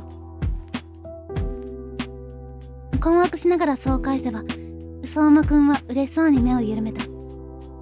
ありがとう。だったらさ、お礼に満足できる絵が描けたらまずゆうひちゃんに見せてあげる。いいの？約束してあげる。その言葉がなんだかとても嬉しかった。こう言ってくれるくらい仲良くなれたって思えたから。まあさっきのはどうかと思うけど、でも私少しは相馬くんの役に立てたのかな。相馬くんの抱えている闇はきっと私には理解できない。だから私ができることは彼の話を聞いてあげることだけだと思った。私は相馬くんの絵が好きだもん。いつか彼が心から絵を好きだと思える日が来ればいいって、そう願わずにはいられなかった。ということで、甘々なチャプター8相馬 and 2P コンティニュードセーブを推奨します。ということで、チャプター8の相馬は終了しました。でですね、このチャプター8ってですね、長くてですね、次もあるんですよ、確か。で、次が超長い。3つくらい、3つのチャプター分ぐらいの量がありまして、今回なんかちょっと長くなります。ので、ご了承ください。ね、今回はチャプター8ってつくとか全部やっちゃうんで。皆様、心臓を奪われたりしていて。忙しいですね。相馬くん、私の心臓を返してくれ、切実に。相馬、実は悪魔だったりするのかな。罪な男。ね、あんな甘いフェイスで甘ったりい言葉言われちゃったらね。こっちの気持ちを何だと思ってるんだ。心臓に悪い。本当に。私作者だけどやってて心臓に悪い。本当に。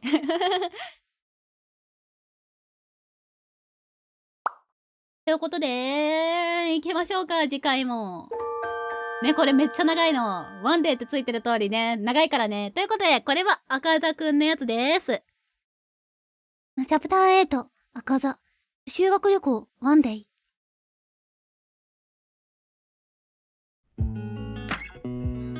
そうして、クラスが待ちに待った修学旅行の日がやってきた。キャリーケースを引きながら集合場所に向かう。修学旅行は3泊4日。行き先は九州だ。1日目は太宰府天満宮によって来年の受験のための学業の祈願をして旅館に泊まる。2日目は高千穂を前に決めた4班で観光する。3日目はハウステンボスで自由行動だ。4日目はそのまま学校に帰ることになる。そうです、修学旅行です。始まる前は不安しかなかった修学旅行だが、当日になると少しワクワクもしていて、つい早起きしてしまった。ちょっと来るの早すぎたかな。集合場所に着けば先生がもうすでにいた。しかし生徒はまばらだ。時計を見ると30分も前に着いてしまっていたらしい。班でバスに乗るためまとまって座って待てとのことらしい。あれ、おはようやつもりさん、早いね。おはよう。振り返るとそこには赤座くんがいた。なんだかお久しぶりですね。なんだかこうやって赤座くんと外で会うの新鮮かも。ちゃんとした学校の行事だから行きは上着ありの制服を指定されている。もちろん暑ければ脱いでいいとのことで、私は下は半袖シャツを着ていたし、大抵の子がそうだと思う。今日は特に涼しい日で上着を着ていてもあまり暑くなかった。そういうことで赤座くんもいつも通りの制服姿だけど、それでも少しドキドキしてしまう。はい、まあいつも通りの制服姿ですが。まだここに生徒が少ないからってこともあるのかもしれない。4日間よろしくね。うん。そうだ、これから4日間同じ班だから、自由行動や旅館の時以外赤座くんとも長い時間を一緒に行動するんだ。そう改めて自覚した瞬間に途端にサーサーしてしまうのが分かった。そういえばさ、高千穂での班行動の時見て回りたいところとかある？決めてなかったよなーって思って。堂島と山田はボート乗りたいって言ってたけど。見て回りたいところ、宮崎県の高千穂、日本神話の天の岩戸の話で有名なところだ。一応軽くは調べたけど、どこに行きたいかはちゃんと決めてなかったな。ボートもそういえばあるって書いてたかも。ちゃんとは決まってないかも。無計画すぎたかな。緩く首を振りながらも少し反省する。調べたんだったらそっか、ちゃんと行きたい場所とルートまとめとけばよかった。これまで旅行に行く機会は少なくて、中学校の時の修学旅行は行く場所が完全に決まっていたから失念していた。私たちはもう高校生、学校がバスで決まった場所に連れて行ってくれるから、そこから先は自分で行きたい場所を決めなきゃいけないんだ。そう、じゃあ俺に任せてくれない？むしろお願いします。任せといて。頼りになるな。当たり前のように任せてと言えるところすごいなって思う。私にはない自信というか頼りがいのある人だ。リーダー気質っていうのかな。赤座くんだったら楽しい班活動にしてくれそうな、そんな安心感があった。もちろん期待を押し付けるのは良くないのも分かってるけど、それでもやっぱり期待してしまった。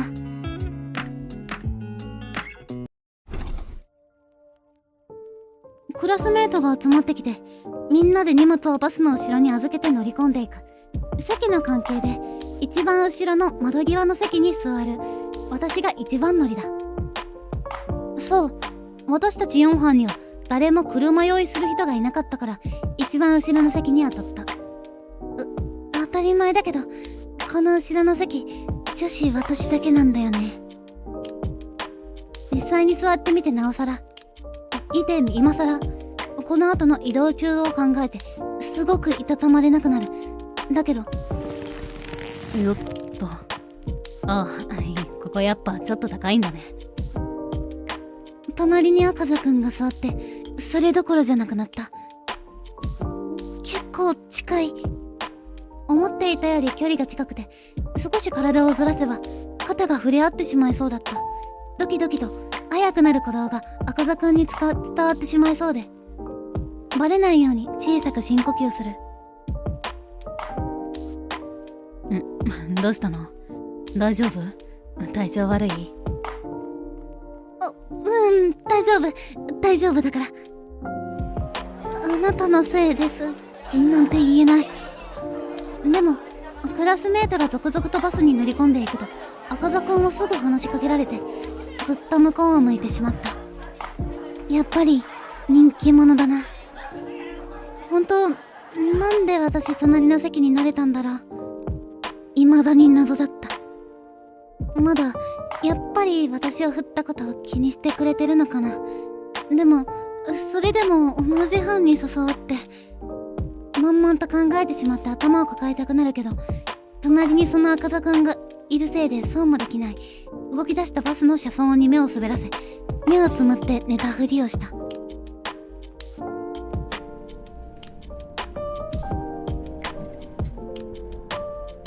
赤座くん、赤座、山田堂島ですね。バスはトンネルに入って暗くなる。あと目を開けると、私の後ろ、赤座くんの横顔が鏡のように映っていた。ずっと話してる。すごいな。やっぱり私この席じゃない方が良かったんじゃ。勝手に罪悪感やいたたまれなさを感じて胸がキュッとなる。ドキドキする気持ちも赤座くんの隣が嬉しい気持ちもあると思う。でもそれ以上に場違い感がすごい。もうほんと青春ですよね、ここは。堂島スマイル。赤座くんは同じ班の山田くんとも堂島くんとも前の席にいる他の班の子たちとも楽しそうに雑談している。目をつむって聞いていればお菓子交換をしているらしい。前の席の特に野島さんと野田さん、やっぱり赤座くんのこと好きなのかな。2人はクラスの中でも特に中心にいる、いわゆる一軍の女子だった。いつも元気でおしゃれでちょっとうるさい。水木ちゃんとはまた違ったタイプの子たちだ。ちょっと苦手。なんだか私のこと多分嫌ってるから。いつも彼女たちの私を見る目線が冷たい気がしていた。理由もなんとなく察しはついていて、その理由はおそらく赤座くんに私が構われているからだ。特別扱いだもんね、傍から見ても。でも本当に私はもう振られているんだけどな。赤座くんと仲いいかと聞かれるとよくわからない。でもよく構ってくれているのはわかる。でもどう思われているんだろう。窓に映る赤座くんを盗み見る、にこやかに話す姿は隣にいるのにとても遠い人に見えた。ち見てほしいな。そう視線を送ってみても気づいてもらえるはずがなくて、諦めて目をつむった。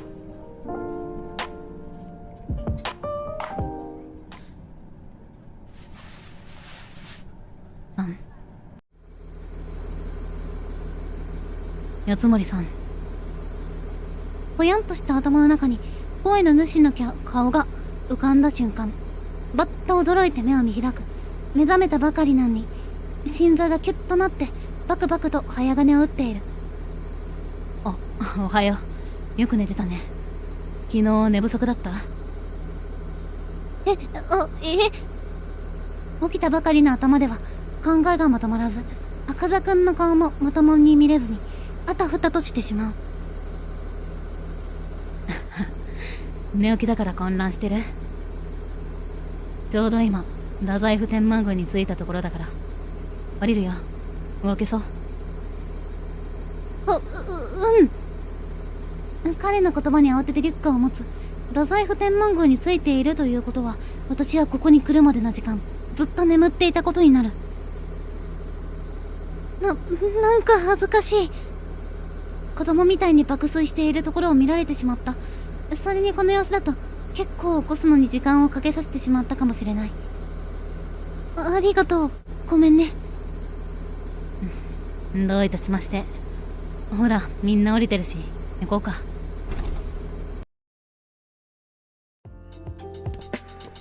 福岡県にある太宰府天満宮。今日はここで参拝してから宿泊する旅館に向かうことになっている。一応行く場所について軽くは調べてきたんだけど、ここは学問政治の神様として有名な菅原道真公を祀る神社らしい。というのも菅原道真公は元は平安時代の人で、無実の罪でこの場所に左遷されてしまって、そのお墓がちょうどこの地にあるらしい。この場所について調べてみて見てみたいって思ったのは新寺池と太鼓橋だ。ここは新寺池っていう池があって、そこに3つ太鼓橋と呼ばれる橋がかかっている。ここは過去、現在、未来を表してるそうなんだけど、写真を見て綺麗だと思ったんだよね。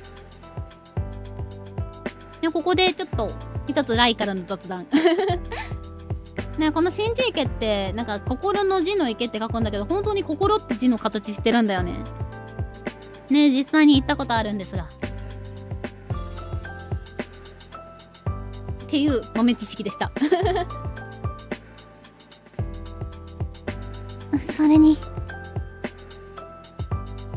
菅原道真公は縁切りの神様としても有名だ。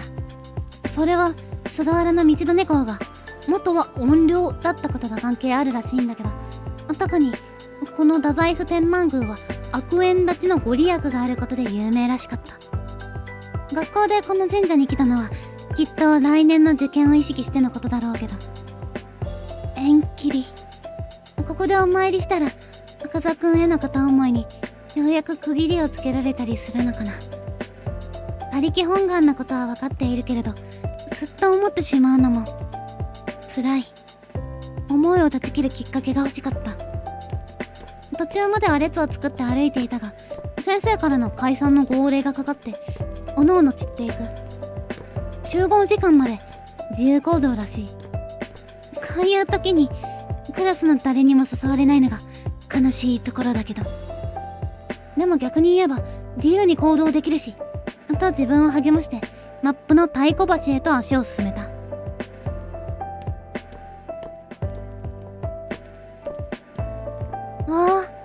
すごく綺麗な橋。美しいアーチ状にかけられた赤い橋に簡単な声が漏れる。こういうのを見ると日本建築っていいなって思うね。行ったことないからゲームで旅行行けるの楽しい。もう疑似観光を楽しんでください本当にね、ヤンデレ楽しみながら旅行もできたのお得ですよね。最高ですよね最高すぎる。もうお得ですよね。ね、このね、太鼓橋って言うんだけどね、こういう橋。で、太鼓橋って、ここの太宰府天満宮だけじゃなくて、他にもいろんなところあるんですよ。ね、この急な橋ね。で、で本当だったらね、神様が渡る橋なんですけど、扱い的にはね。まあでも最近ではね、普通に観光客とかも渡っていいよって感じになってるって感じ。っ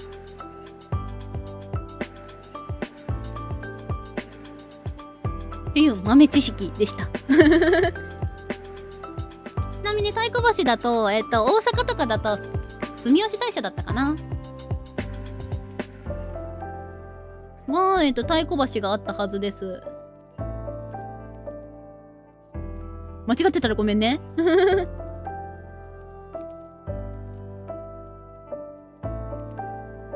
てことで、まあ、いろんなところにあるやつですね、太鼓橋って。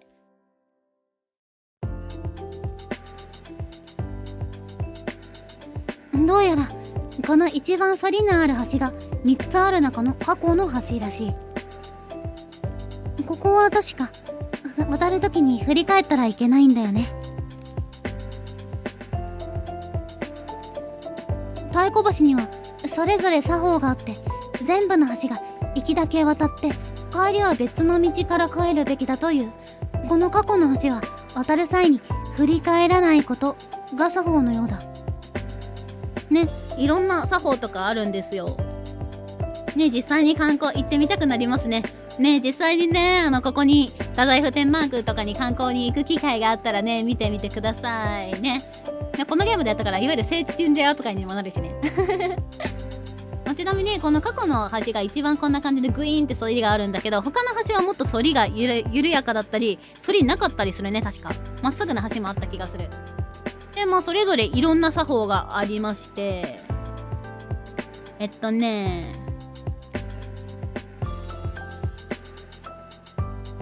よいしょ。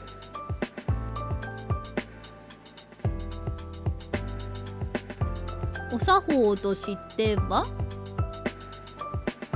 この過去の橋が、まあ、振り返っちゃいけない。まあ、過去だからね。とか、まあ、他の橋がね、未来の橋とかね、現在の橋とかあるんだけど、現在は立ち止まらないで渡ります。で、未来の橋はつまずいちゃダメですっていう。まあ、そんな感じの、まあ、ルールというかね、お作法があったりします。ちなみにこの3つの橋は、なんか順番にかかってるね。過去、現在、未来の順でかかってるって感じかな。だったはずです、確か。ですね、それぞれ面白いよね。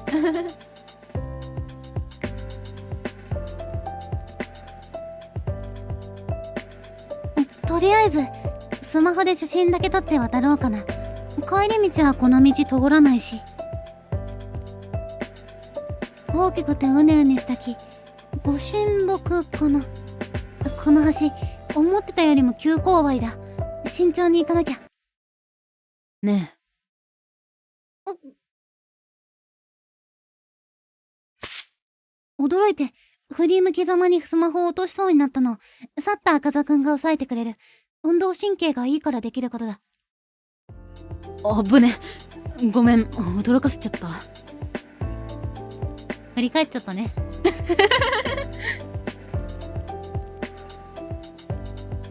赤座くん、びっくりした。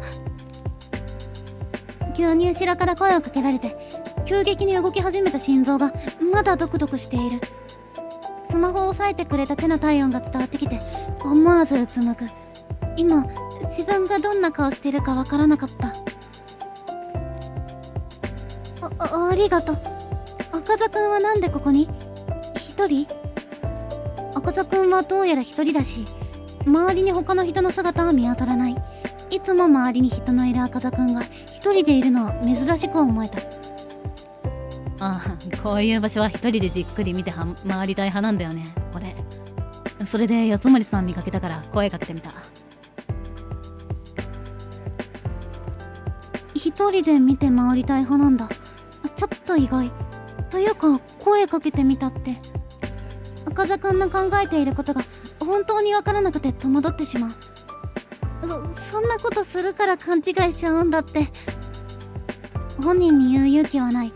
でも話しかけてくれて嬉しい気持ちと苦しい気持ちと思わせぶりな態度に対する赤座くんへの抗議の気持ちとで胸の奥がモヤモヤしている。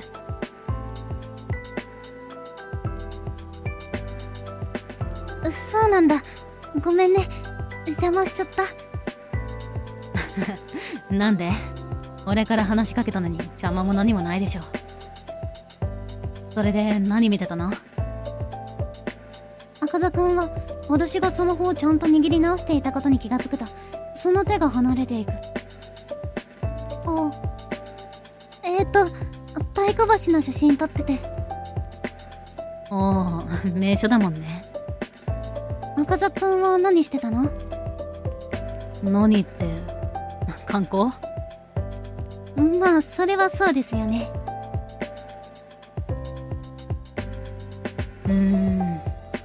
まあせっかく会えたし、泊まってても周りに迷惑だろうから一緒に渡ろうか。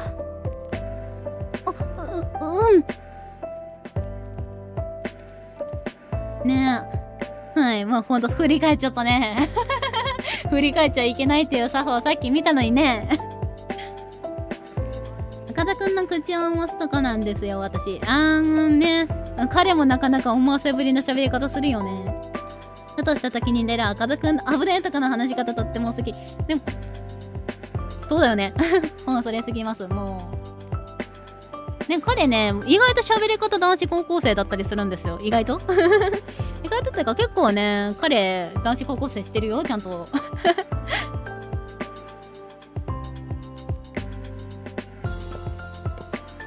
すごいことになってしまった。隣を歩く赤座くんをチラチラと伺う。これじゃまるでデート。思いかけて軽く首を振った。ダメだ。さっき諦めたいと思ったばっかりなのに。優柔不断な自分に嫌気がさす。状況が状況だけど、それでも四つ森さんはさ、ここについてどれくらい知ってる？どれくらい？軽く調べたくらいかも。そうなんだ。じゃあここが菅原道真の祀られている神社ってことは知ってる？ココンとうなずけば、赤座くんは口元を緩めて話し始めた。そもそもの話なんだけど、菅原道真は平安時代の貴族で右大臣、天皇を補佐する役職にまで任命された人物だった。この右大臣はかなり高位の役職だよ。でも朝廷に謀反を疑われてここ太宰府に左遷されてしまった。謀反？そう、謀反。まあそもそもどうして謀反を疑われたかって話なんだけど、かなりざっくり言ってしまうと、当時権力を持っていた周りの貴族に菅原道真は目をつけられてしまっていた。菅原道真は今学問の神様になっているだけあってとても頭が良かった。有能だったんだ。今でいうスピード出世をしていて、まあ周りからしたら家柄が突出しているわけでもない菅原道真の出世は面白くない。意見視すべき人物だった。そして噂を流された。簡単に言えば当時の醍醐天皇を辞めさせて他の人を天皇にしようとしているって。当時の菅原道真のライバル的な立ち位置にいた藤原時平が流した説もあれば、他の妬みを持った貴族が流したとも言われている。その結果天皇の不信を買いここに流されてしまったと。ひどい話だよな。まあ俺は菅原道真も詰めが甘かったんじゃないかって思うけど。そう言いながら赤座くんは新寺池を眺めていた。へえ、すごい詳しいね。こういう歴史は結構好きなんだよね。面白くて。まあそうしてここに流された菅原道真が亡くなった後、朝廷で要人が亡くなったり醍醐天皇も崩御した。たたりだと恐れられてこうして神様として祀ることで怒りを冷めようとした考えたわけだ。悪いものも神にしてしまう日本らしい考え方だよな。すごい、本当に詳しいんだな。それに心の時間、歴史について話す赤座くんは普段友達と話している時よりも生き生きしているような、そんな気がした。ね、赤座くん楽しそうですよね。赤座先生による歴史講座。めっちゃニコニコだから。ニコニコというか楽しそうね。赤座よかったね。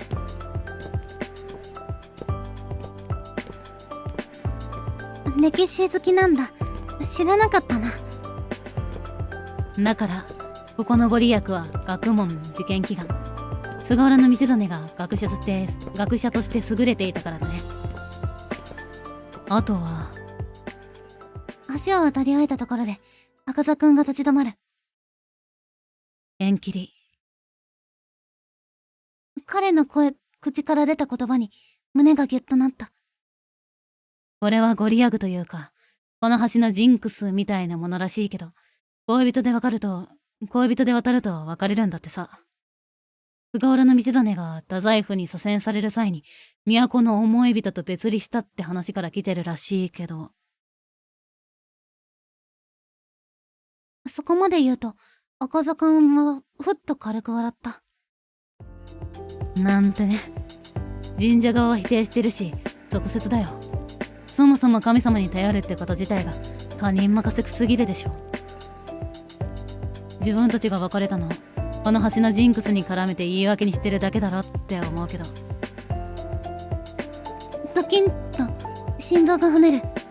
彼の言う縁を切るジンクスに私は頼ろうとしていたから、結構きついことも言うんだな。どこか軽蔑するような、そんな風に話す赤座くんは初めて見た。少し気まずくて話題をそらそうと口を開く。ということで選択肢出てきました。まあこちらは特にね選択肢でエンドに関わるやつじゃないんで早い者勝ちです。赤座くんは神様とか信じてなさそうだね。じゃあ神社ってあんまり来ないの？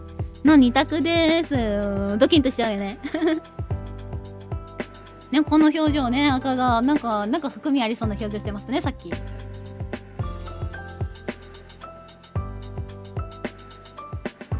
ね、これのね、菅原道真さんトーク。歴史トークね。いや、こういうのってほんと面白いんですよ。ね、私はこういうなんか平安貴族っていうお話の前に怨霊伝説から入ったんですけど、菅原道真さんについてはね、私ライバー出身が大阪なので天満宮は結構ご縁があると言いますかね。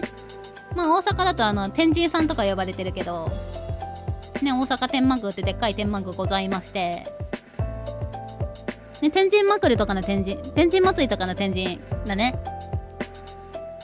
割とスワッと毒発とこ嫌いじゃないよ、赤座くん。よかったね、赤座。嫌いじゃないってよ。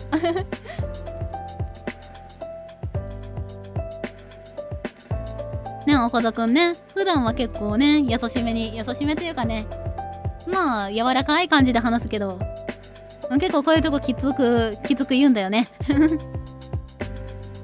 これがギャップ萌えってやつ。よ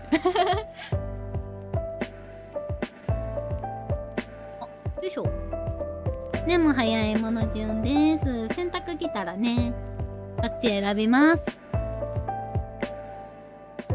でもタイマー忘れてたな。今からポチッとするから。よし。で、天神さん太宰府天満宮はね、下の仙南宮司分かりました。ちょっとだけ喋るか。太宰府天満宮は、本当にそこで亡くなったから、そこにお墓があるから建ったって感じだね。天満宮自体いろんなとこにあるんですけど。ってことで、じゃあ下行きましょうか。じゃあ神社ってあんまり来ないの？自分からは行かないかな。でもこういう歴史ある建造物は結構好きだよ。ホームス殿とか面白いしね。ここは菅原道真ゆかりの地だから、そういう意味でも見ていて面白いよ。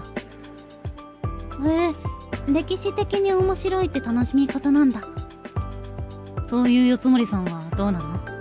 こういう神社とか神様とかって信じる？ってことでまた選択肢ですね。信じてるかも、信じてないかな。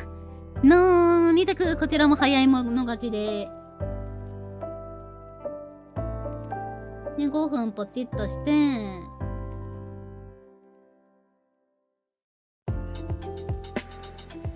ね、菅原道真さんね、音量としてもまあ有名だっていう話なんですけどね。なんだったっけ、三大音量だったっけの一人っていうね、日本屈指の音量ですよ。菅原道真さんは。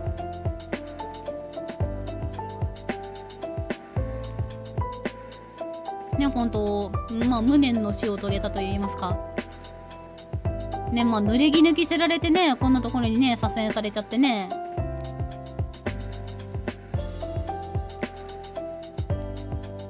もう菅原道真さんからしてもすごい旗迷惑な話ではありますがね。押し付けられてるもんね。ね、朝廷で悪いことがあったからでたたりだって言ってね、責任押し付けられてるんだもん。はい、上の選択肢で分かりました。じゃあ今回上でいきましょう。信じてるかもですね。信じてるかも。まあ人それぞれだよね。ちなみになんでって聞いてもいい？なんで？改めて聞かれると難しいな。きっかけをもらえるというか、なんだか背中を押してもらえるような気がするから。隣を歩く赤座くんの横顔を盗み見る。初めて来た場所で見る赤座くんは私の知らない面だらけに思えて戸惑ってしまう。最初は見た目と雰囲気だけで好きになってしまっていた。でも赤座くんの新しい面を見るたびに。どうしたの？その言葉の先を考えてしまえないように彼から目をそらした。お、赤座のやつハートが上がりましたね。あれから神社に入るあたりで赤座くんが堂島くんに捕まって、なあ、あっちで買い食いしようぜってそのまま連れて行かれてしまった。そもそも一緒に回ろうと言っていたわけじゃなかったけど、なんだか一気に現実に戻ってきた気分。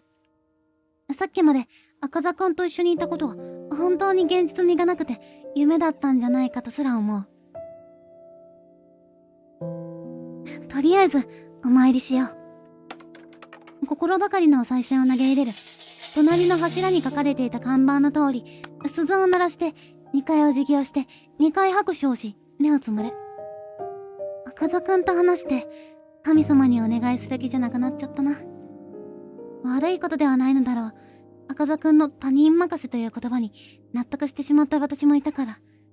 確かに彼の言う通り自分で努力しないと叶うものも叶わないのだろう。頑張りますって宣言だけしとこう。そして一礼だけして神社後にした。堂島くんの人気に嫉妬だぜ。堂島くんのボイスかわいい。堂島ね、堂島ちょっとね、いろいろと素直すぎるとこがありますが、悪いやつじゃないんだよ、あいつ。ね、ちょっとのんべりなところがあるだけで。あいつは男子高校生らしい男子高校生だよ。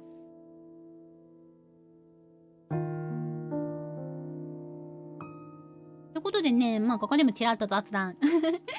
ね、こういうね、神社でお参りする際ってね、本来だったら、お願いするんじゃないですね。本来だったら宣言をする場所なんですよ、確か。ね、もともとは。まあ、と言いますのも、まあ、神様時点に立ったら分かりやすいかな。ね、突然来られて、お願いされてもって、いろんな人にお願いだけされてもって感じではあるんで。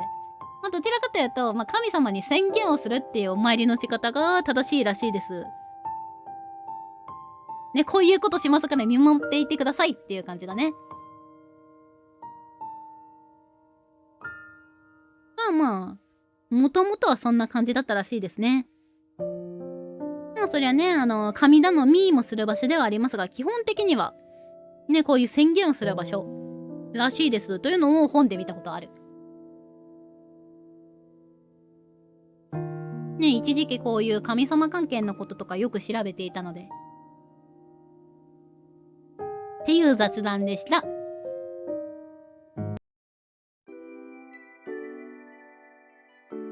太宰府天満宮を後にして旅館に着いた。団体客も入れるような大きなところで、男女で部屋の階が分かれている。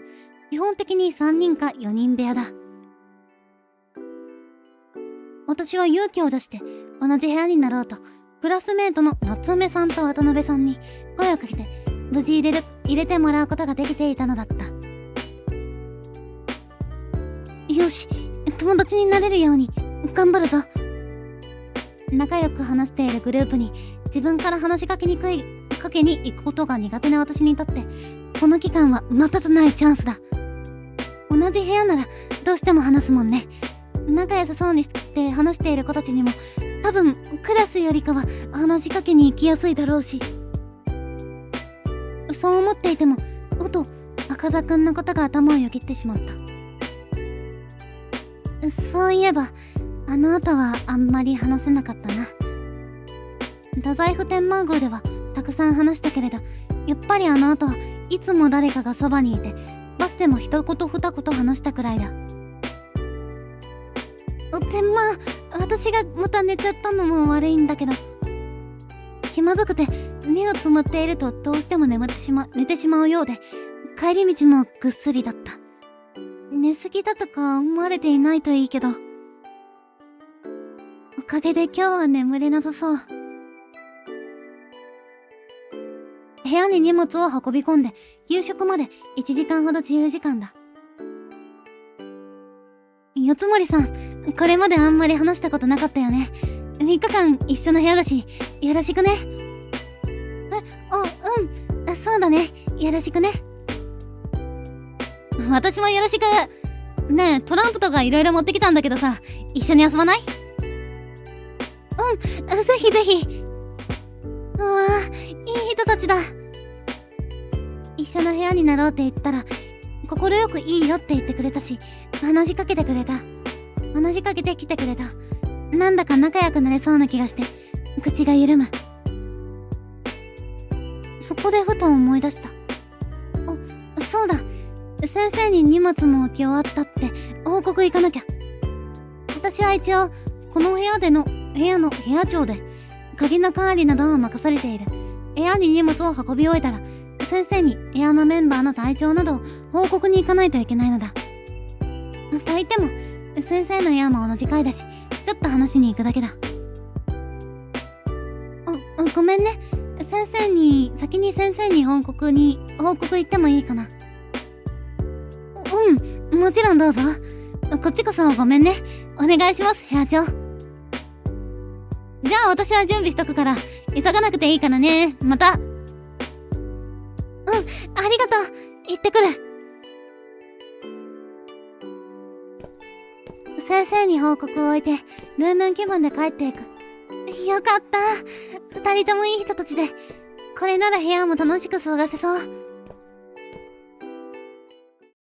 夕日。みつきちゃん。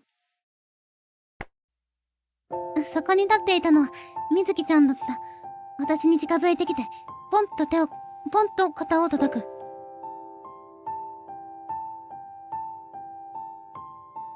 同じ階だし会えるかもとは思ってたけど、偶然。なんか気分良さそうだね。何かいいことあった？みずきちゃんだ。同じ階とはいえ会えるなんてラッキーだな。あれ、私今日一生分のラッキー使ってる。同じ部屋の子たちが優しくて仲良くなれそうだったから。そっか、よかったじゃん。夕日ちょっと控えめなとこあるから心配してたんだよね。もしかして友達まだできてないこと実はバレてたのかな。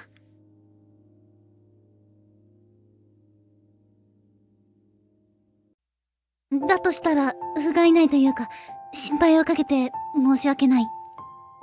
みずきちゃん鋭いもんね。そういう勘というか、女の勘的なもの。この後も一緒にトランプしようって言ってて。じゃあ、早く戻らなきゃだん。夕日が楽しそうでよかった。ありがとう。やっぱり優しいな。おしゃれで、可愛くて、友達も多くて、頼りになって。みずきちゃんは本当に、私の憧れだ。私も、見習わなくちゃ。みずきちゃんの親友に見合うような素敵な人になりたい。なんて静かに決意した。ね。みずきちゃん、もうほんと、みずきちゃん、大好き。ね、見てください、私の推し。可愛くない？めっちゃ可愛い。ねえ、もう圧倒的安心感、それな。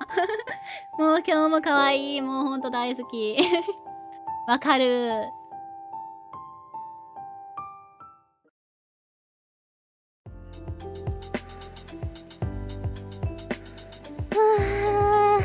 夕食美味しかった。部屋に戻って夏目さんと渡辺さんの持ってきたボードゲームで遊んで、ビュッフェ形式の美味しい夕食を食べて温泉に入って、びっくりするくらいに私は修学旅行を満喫していた。始まる前は不安で仕方なかったけど、よかった。自分でもびっくりなくらい楽しい。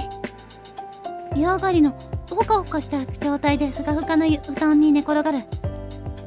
するとお隣の夏目さんが声をかけてきた。ねえねえ、八つ森さん、聞きたいことはあるんだけど。何？最近赤座くんと仲いいよね。付き合ってたりとかする？今日も橋のとこ一緒にいたよね。予想だにしていなかった質問に固まってしまう。見られてたんだ。まあそうだよね。同じ境内の中だもんね。みつきちゃんのおかげで心臓戻ってきた。よかった、心臓が帰ってきた。でも今心臓がギュッとなりかけてるよ。気まずい。それ私も気になる。どうなの？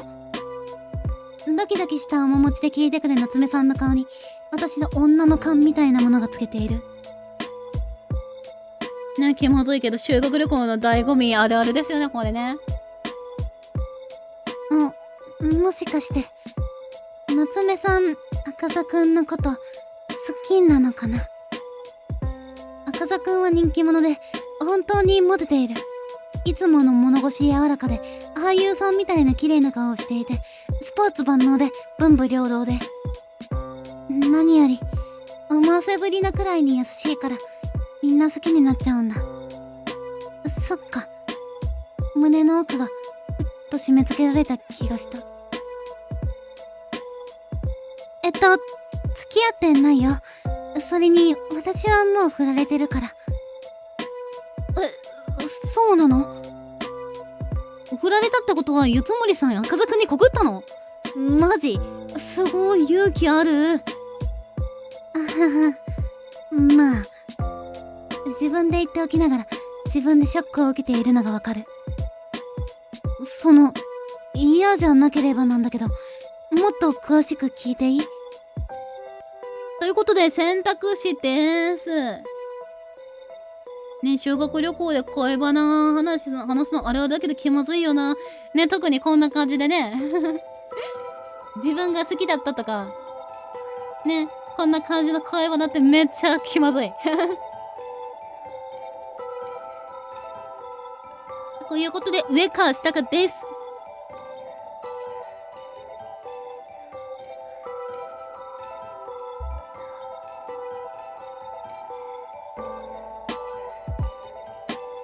ね、こういう会話ね。後からね、何も自分が関わってないところで聞く分には楽しいんだけどね。ただ自分がその場の中にいるとすごい気まずいよな。関係性の中にいるとかね。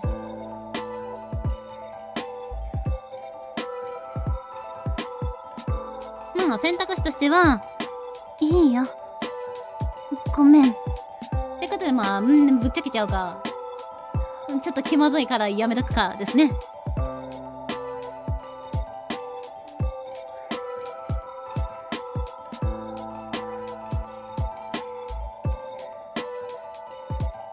こういう会話な。修学旅行だとあるあるだけどね。でもライはほぼそんなことしなかったな。いや、学生時代の本当は恋愛何それ美味しいのみたいな感じで生きてきてたんで。恋バナとかは特にしなかったな、修学旅行とかで。でも代わりにね、ボードゲームめっちゃした。ね、ボードゲーム好きなんですよ。だからね、自分で持ってって、ね、ボードゲームやろうっていうのでね、やったなー。楽しかった、めっちゃ。ボードゲームってこういう時にすっごい楽しいのよね。ね、私カード系のボードゲームが好きなんだけどね。カード系というか、ワード系のボードゲームというか。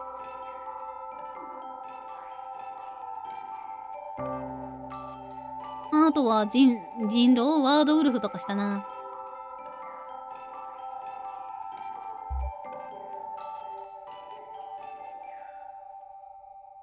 こういう時にそういうもの一つ持ってくだけでね、すごい楽しめちゃうからね。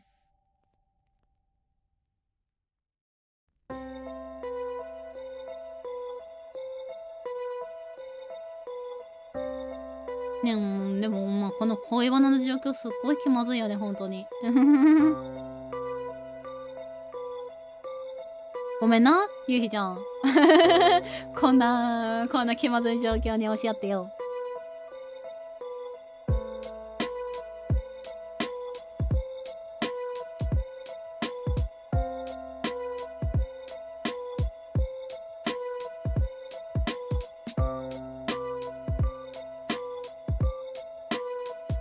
お水飲みますね。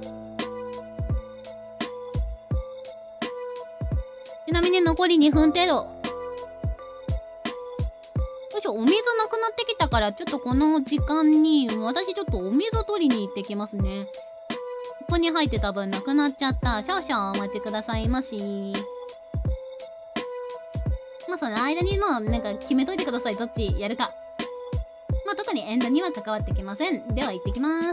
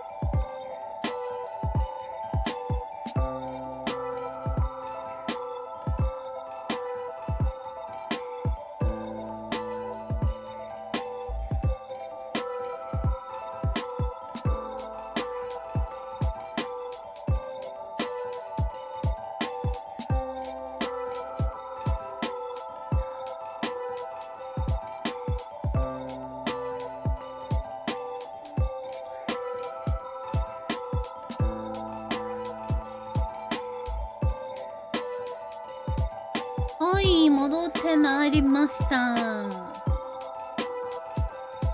おい、ということで、俺、時間になっちゃったな。じゃあ、もう、ね。変に周りの空気を読んで、私だったら話してしまう。じゃあ話す方で行きましょうか。よいしょ、ちょっと待ってね。あれこれはどこだった？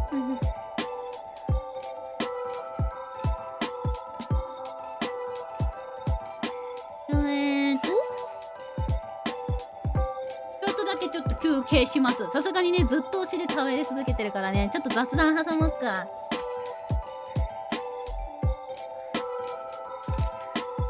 よいしょ。ね、こういう空気の時ね、だって話さないと、まあね、周りの空気悪くするかもとか考えちゃうよね。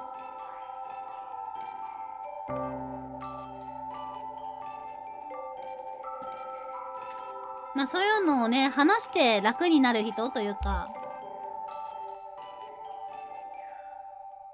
まあ話してスッキリする人もいれば、まあ自分の内に秘めときたいって人もいるだろうし。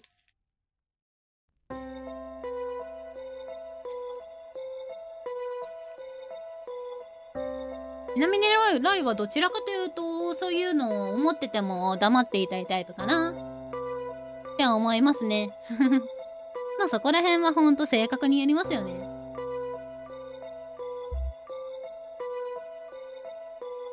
はい、ということで再開していきましょうか。では話す方でいきましょう。いいよ。ほんと、ありがとう。私は、つきつきと痛む心を抑えて、すべて話すことにした。勘違いされる方が困るだろうし、もう諦めてるって言ってしまえば、自分の中で区切りをつけられるかもと思った。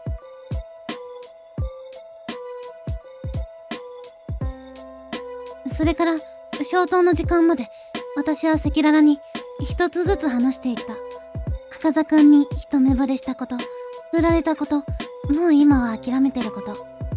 赤座くんは私を振ったことを気にして、構ってくれていること。そうだったんだ。本当に諦めてるの？ドキッとした。その言葉に、とっさにうなずけなかった。だって、諦めきれていない自分は確かにいる。でも、夏目さんが不安げに私を見てくる目に、思わずうなずいていた。赤座くんは優しいから、多分クラスで浮いている私を気にしてくれているんだよ。本当に、それだけなのかな。ぽつりと耳に入ってきた言葉に、胸がキュッとなる。それだけだよ。だって、振られてるんだよ。そっか。よかった。そうしていると、これまでずっと聞き役に徹していた渡辺さんが口を開いた。この子、ずっと開かずに片思いしてんの。さっき。いや、もう態度でバレバレだし、八森さんも気づいてたでしょ。もう。そうして、夏目さんは耳まで真っ赤にして布団に隠れてしまった。恋する乙女って感じで、可愛いな。そう思って、また軽く胸が痛んだ。にしても、八森さんって意外と勇気あるっていうか、行動力あるよね。面白いし。そうかな。そう、見直した。これからも仲良くしてよ。ぜひぜひ。俺は友達になれたってことでいいのかな。そうやって話をしていれば、すぐ消灯の時間は訪れる。胸はまだわずかに苦しかったけど、嬉しいこともあって、嬉しいのに苦しいような、そんな奇妙な気持ちを抱えたまま眠りについた。ね、諦めきれてないのは赤座くんのせいでもあるんですよ、この野郎。ほんとそれ。それ。赤座くんが思わせぶりの対応するから、振ったくせに。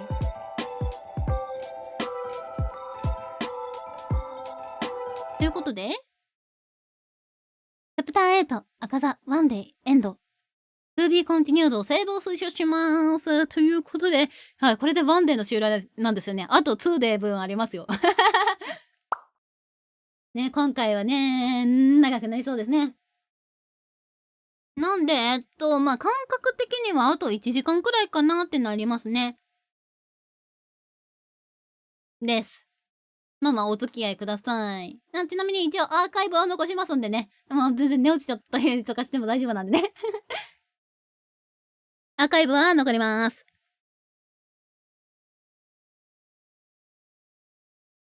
ということで、2日目に入っていきましょうか。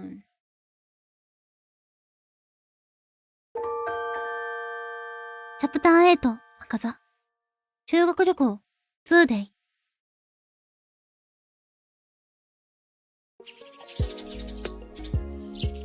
翌日、私たちはバスで目的地まで連れてこられた。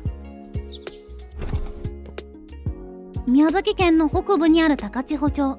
日本神話の天岩戸伝説で有名な場所だ。ここは4班で散策する。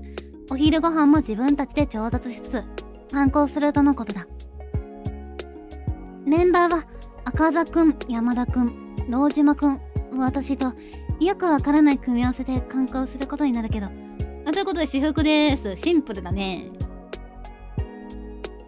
ね、ボリューミーで嬉しい？よかった。やっぱり緊張する。赤座くんはまだしも、山田くんと堂島くんとは普段そんなに話せないし、男子の間に私がいるのはやっぱり場違いなんじゃ、なんて気をしてしまう。赤座くんは任せてくれるって言ってくれたけど。そういえば、山田くんと堂島くんがボート乗る予定だって言ってたっけ？お金は足りると思うけど、予約なしで乗れるものなのかな？というか、心なしか山田くんと堂島くんとの距離が遠い気が。四つ森さん？ね、これ私作ってる人ウィズビーみたいだなってずっと思って赤座ウィズビーみたいだなって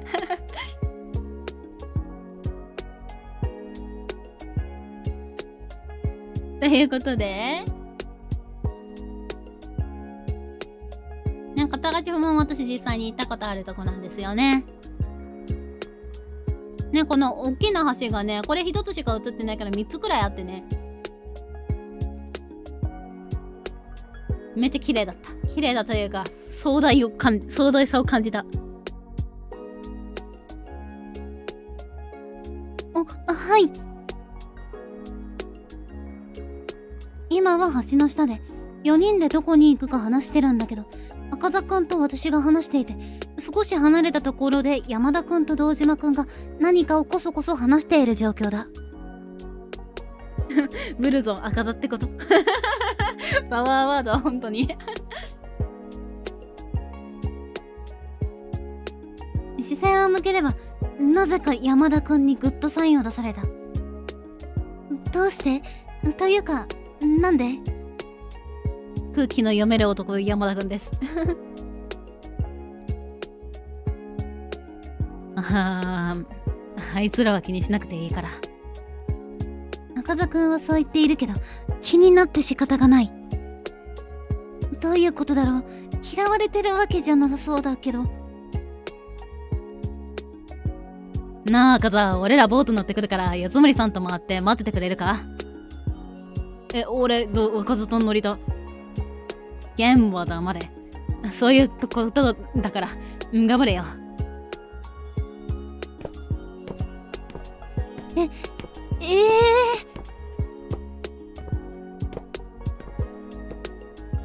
山田くんが堂島くんを引き連れ、ボード乗り場の階段を降りていってしまって、本当に二人きりになってしまう。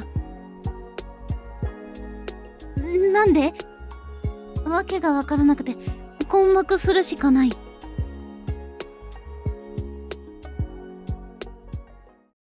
あいつら。言っちゃったね。仕方ないし、二人で回るか。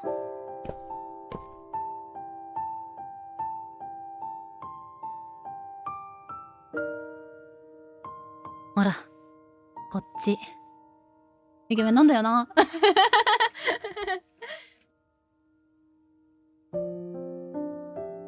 もう青春がすごく青春してますね、ほんと。ね、山田くんと堂島くんいいよね、コンビ。二人ね。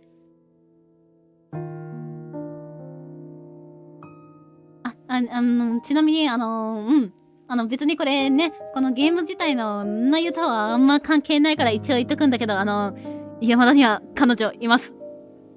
もし山田のことを好きな人、残念。山田を全力でデート楽しんでこいよってことですかね、さっきのね。ね、ほんとイケメンなんですよね、赤田くん。にクラスと王子様と二人で観光ドッキドキですよ、今。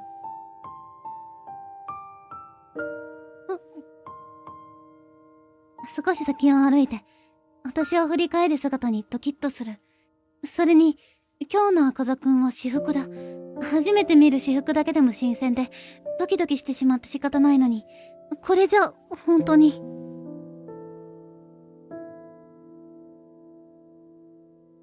デート、だよね。顔が熱くて仕方ない。変な顔してないだろうか。ここにいても仕方ないし、行こう。メロすぎるなんとこいつ。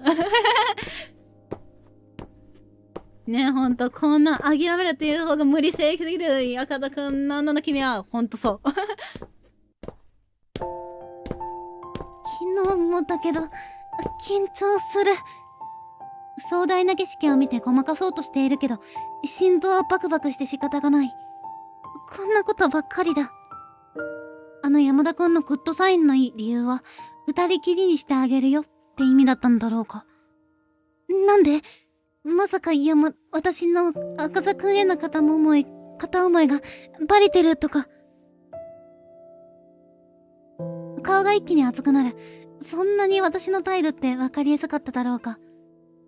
今はむしろ赤座くんを意識しないようにしてるのに。もし山田くんにバレているレベルだったら、他の人たちにも。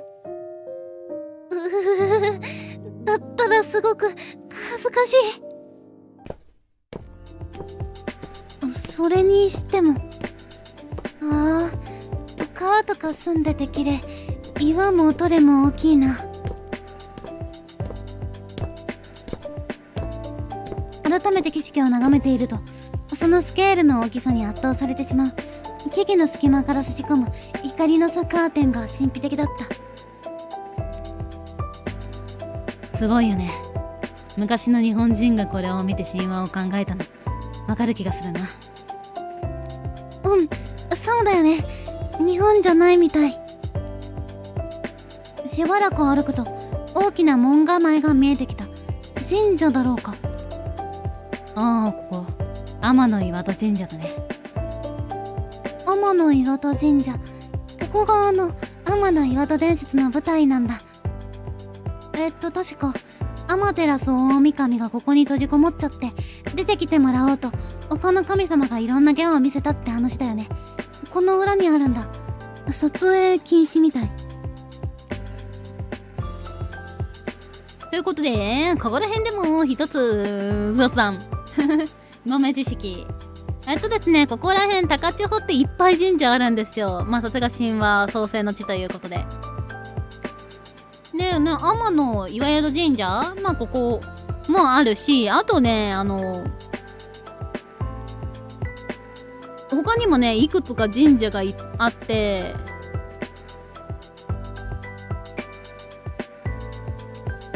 よいしょ。なんかね、もう一つあったのよ、近くに。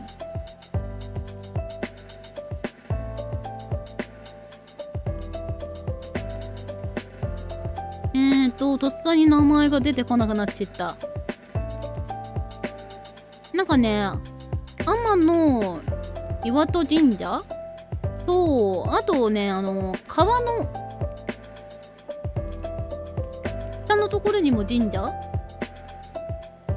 河原のところにもあったりとか、ね、天安河原ってとこなんですけど、にもあったりとか、近くに、めっちゃ漢字の難しい神社とかもあったかな。で、ほんとここら辺神社がたくさん集まってて、でも私、御朱印集めとかもするんですけど、めっちゃ御朱印かっこよかった。めっちゃ御朱印かっこよかったです、ここ。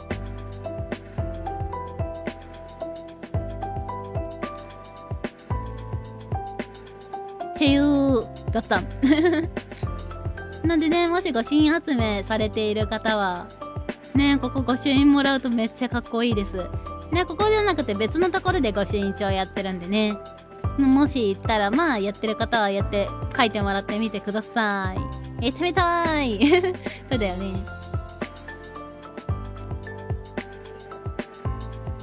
ちなみにプロスで、ここね、なんだったっけな、崩落とかだったっけな、で、天の岩戸の場所ってあるんですけど、なんか崩れちゃったらしいんだよね。もともとはね、ちゃんと岩戸があったらしいんですけど、山が崩れちゃったせいで、崩れてなんか分かりにくくというかね、穴が塞がっちゃったみたいな感じになってしまってたはずです。私が見たときはね。それでも見て、おー、でっけーって思ったんですけど。気になった方調べてみてください。ね、ぜひ行ってみてください。という雑談。ということで、ここからまた、赤座くんの歴史講座、今回神話講座が始まりますね。まあ、天の岩戸隠れは、簡単に言えばそんな話だね。天照大神の統治する高間ヶ原で、弟のスサノオノミコトが蛮行を繰り返し、嫌気がさした天照大神が、ここ天の岩戸に隠れてしまった。嫌気がさしたんだね。蛮行ってどんなものなんだろう。結構すごいよ。天照大神の田畑を荒らしたり、御殿に脱糞したり、生顔を吐いた馬を御殿に穴を開け投げ入れて、天の旗折り目。まあ、天照大神に仕えていた一人が死んでしまった。それは誰でも起こるな。ていうか人死にが出てたんだ。天照大神は太陽の女神だ。天の岩戸に隠れた後、世界が暗闇に包まれて、神々は困り果てた。天照大神は力の強い神だ。天の岩戸は固く閉ざされ開かない。そこで外を賑やかにして、気になった天照大神自らに戸を開かせる作戦に出た。中でも有名なのが芸能の神、天のうずめの命だ。まあ、言ってしまえば、ストリップショーをしたんだよ。それで神々は大笑いして、外の様子が気になった天照大神は、わずかに岩戸を開いた。次に、神々は鏡を差し出し、天照大神よりも美しい神が現れたと嘘をつく。実際は鏡に映った天照大神自身だったわけだけど、天照大神は信じて身を乗り出してしまったところ、力の神、雨の立ちからをのみことにつかまれ、外に引きずり出されてしまったわけだ。面白いよね。日本神話の神々はすごく人間らしい。怒って泣いて笑って嫉妬して拗ねて、人よりも人らしいと思わない？へえ、昨日もだけどすごいな。物知り。そしてやっぱりそういう話をする赤座くんは楽しそうに見えた。ちなみにこの天の岩戸隠れの神話をあえて科学的に言うなら皆既日食のことだと言われている。ほら、世界が暗闇に包まれるとかさ。確かに日食とかすごく神秘的だもんね。世界が一気に真っ暗になって初めて見た時はちょっと怖かったな。今でこそ皆既日食の原理は解明されているけど、当時の人々にとっては恐ろしかっただろうね。突然世界が暗闇に包まれて、それこそこの世に終わりに見えただろうし、神聖さすら感じただろうね。すごいね。赤座くんって物知りだよね。ただのうんちくだよ。面白かった。そうならいいんだけど。結構歩いたね。足疲れてない？大丈夫。ありがとう。あれから私は赤座くんの解説を聞きながらかなり楽しく観光していた。赤座くんの解説わかりやすいし、すごくためになってる気がする。本当にこんなに楽しんでしまっていいのかなってくらいに楽しめていた。赤座くんの日本神話解説を聞きながら、成り行きとはいえデートみたいなものだもんね。贅沢すぎる時間、ちょっと素直に楽しんでもいいよね。じゃあそろそろお昼にしようか。あそこのお店行ってみない？そこのお店の窓ガラスの向こうに同じ学校の人もクラスの人もたくさんいるのが見えた。ちょうどお昼時だからだろうか。そして中には私のちょっと苦手な野島さんと野田さんもいた。あんなお店に入ったら赤座くんと一緒に回っていることを見せつけるみたいだ。では困る。赤座くんと行動しているだけで周りの視線が気になるのに、そこに行って関係を聞かれたらと思うとぎょっとしてしまう。でも赤座くんは行く気みたい。分かって言ってるのかな。赤座くんは頭がいい。クラスでも成績はいつも上位だ。噂ではクラスで一番成績がいいらしい。だからあんなクラスメートだらけな場所に二人で行ったら、今まで一緒に回ってたのとか、いろんな人から追求されたりからかわれたりすることくらい分かってるはずなのに、まさかわざととか。でもそれで困るのは赤座くんだよね。赤色の選択肢は重要な選択肢です。ということで消えましたね、重要な選択肢。ね、勉強になります。ね、赤座解説。さりげない気遣いしてくれるリア子男。もうほんとそう。リア子量産してしまうよ、こんなやつ。赤座くんと名所もあるのためになって絶対楽しい。もう楽しいと思いますよ、赤座くん。むしろ赤座くん喋りたがりだからね、こういう。歴史関係ねえ、うんちく喋りたいと思うから。こういうとこに行ったらめっちゃ喋ってくれると思うよ。まあそんな彼がね、思いもやらぬ提案をしているわけですが。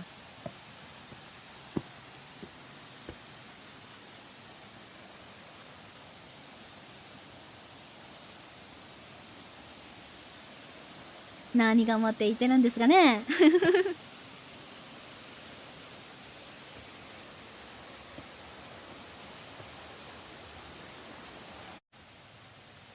ということで、まあ選択肢としては、赤座くんが食べたいんなら別のところにしよう。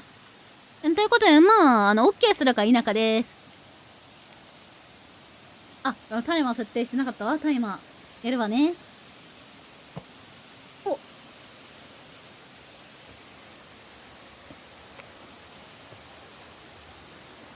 ということで、タイマー設定しました。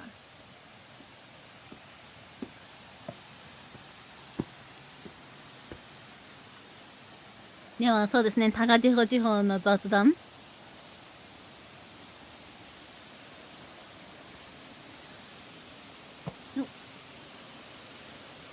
ね、高千穂地方をね、もし行くんだったら絶対運動靴って言ってね、結構歩く。歩くっていうのがと、ね、ほんとね、道がね、なんて言えばいいのかな、崖うん。まあなんか渓谷みたいになってて、その下を歩いていくもんだから、結構歩くのね。岩場とかも歩くことがあって。ね、私はカメラ片手に写真もね、いろいろ撮ったりとかしてたんですけど。岩とかめっちゃでっかいの、あそこ。しかもね、岩の模様が面白かったりしてね。なんか地層みたいな、そんな感じの線が入ってる岩があったりとか。あ、これは確かに神秘的とか、いう感じとかね。めっちゃバカでかい岩とかもあったりして。ね、2メートル余裕で越してるだろみたいなね、めっちゃでっかい岩とかもあったりして。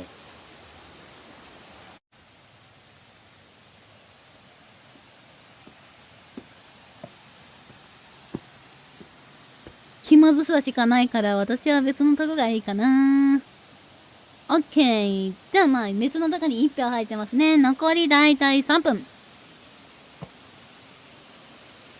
ね、もし、高千穂を観光する際は運動靴で行きましょう。歩きやすい靴で。もう山を登る気で行った方がいいです、あれは。山を登るというかね、めっちゃ歩く気で行った方がいいです。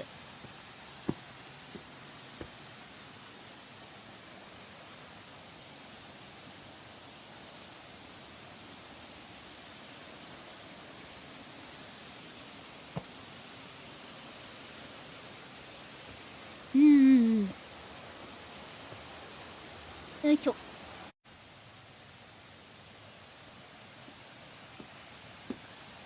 まあ、あとはね、私は乗らなかったんだけど、さっき山田堂島コンビが乗っていたボート、綺麗らしいですね。なんかね、川があって、でかい川があるんですよ。で、その川でね、ボートで、まあ、下から、上の景色を眺めるみたいな。そんな感じで、めっちゃ綺麗なんですよね。私はなんか御朱印帳集めがしたくて、御朱印帳っていうかね、御朱印集めがしたくて、乗らずにね、いろんなとこ歩いて回ってたんですけど。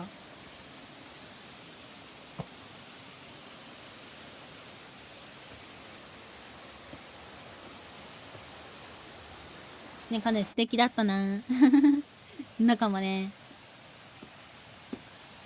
癒しって感じ。パワースポットって感じがしました。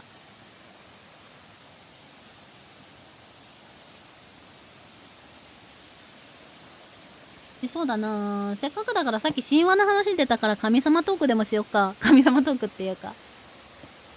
ね、一時期ね、面白くてそういうのについて調べてたんですよね。日本神話とか。ね、面白いよね。てかね、だいたい神話系の神様って本当にさっき赤座も言ってたけどね、人間らしいんだよね。人間らしいというか、ね、てか、アマテラス大神の行動が、大神様の行動がめっちゃ可愛い。可愛いと言ったらあれですが。ね、何してるのかなって、ちょっとだけチラッと見ちゃって、楽しそう。で、写真、てか、鏡差し出されて、あ、こんなに綺麗な人ってね、うっかり出ちゃうんですから。ドジっ子なのかな。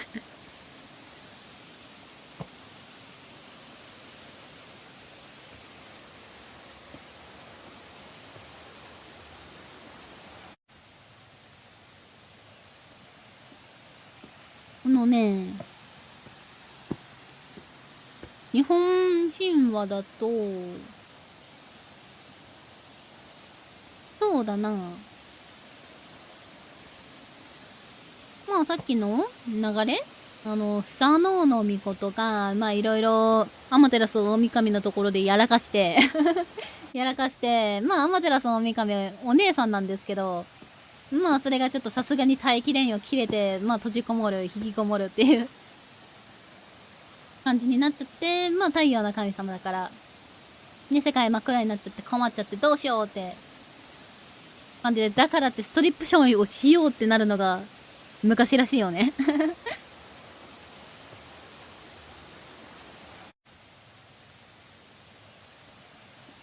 先ほど出てきた天のうずめのみこと、まあまあほんと芸能の神様で、ね、ここの高千穂にもね、確か祀られてるところがあったはずなんですけど、まあ実際にそのストリップショーをした神様ですね。神様というかね、裸踊りをしたらしいです。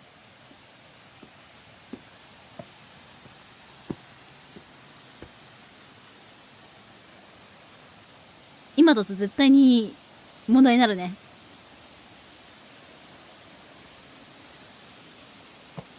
ということで、5分過ぎましたので、別のところにしましょうか。では、行きましょう。別のところにしよう。おや、様子が。そう。もう少し歩かないといけないけど、いい？ごめんね。いいよ。苦手なものでもあった？赤座くんは優しく言ってくれたけど、申し訳なくて、うつむいてしまった。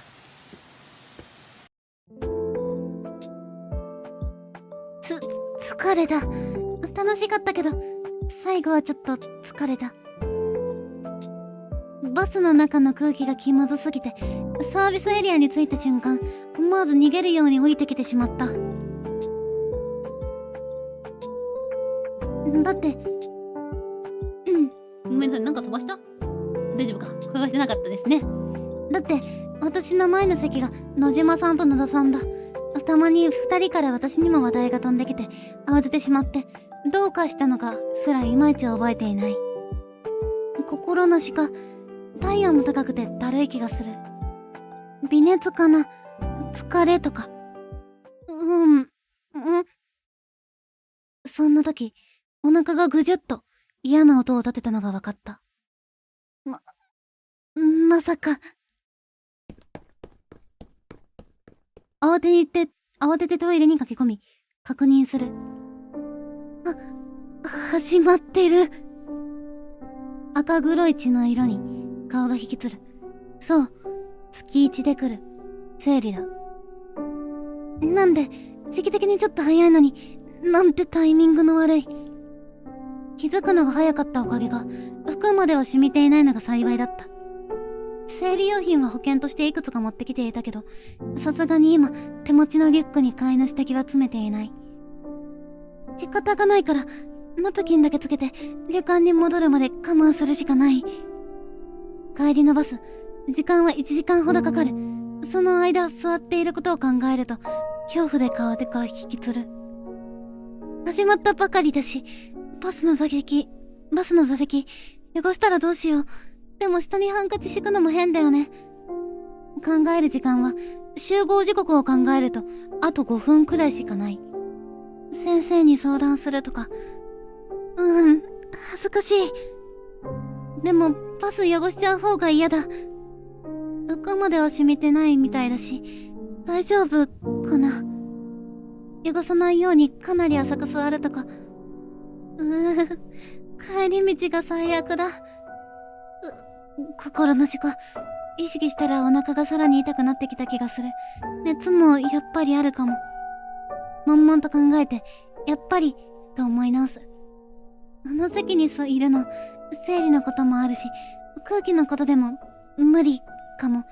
先生に体調不良だって伝えて、前の席に座らせてもらおう。担任の先生が、女の先生でよかった。まだ相談しやすい。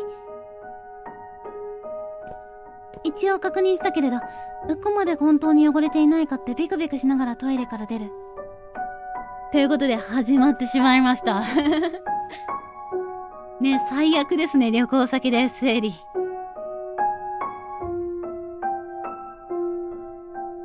ね、ほんとね、いろいろ気を使うし。ね、まあ、個人差ありますが、重い軽いとかね。私は本当に重い方なんですよね。めっちゃ重い。だから毎度生理が来るためチェーってなりますね。まあ、ほんと大切だよね。しゃあない。ね、ほんと生理の時はね。生理トーク始まっちゃうけど。ほんと服に対してが一番怖いですよね、もう。ね、血がついてないかとか、座る時とか本当に怖い。下の席にね、ついてないかとか。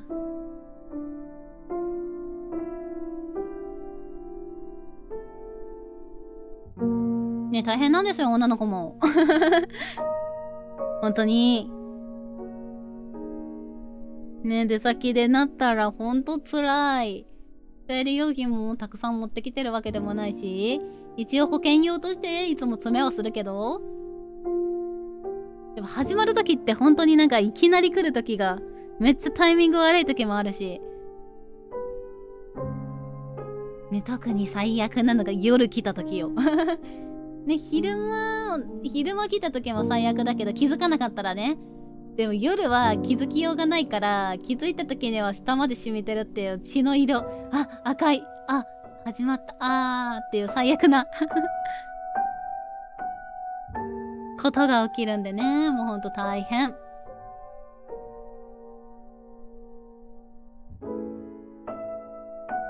ということで、まあここら辺で再開していきましょうか。あ、八つ森さん。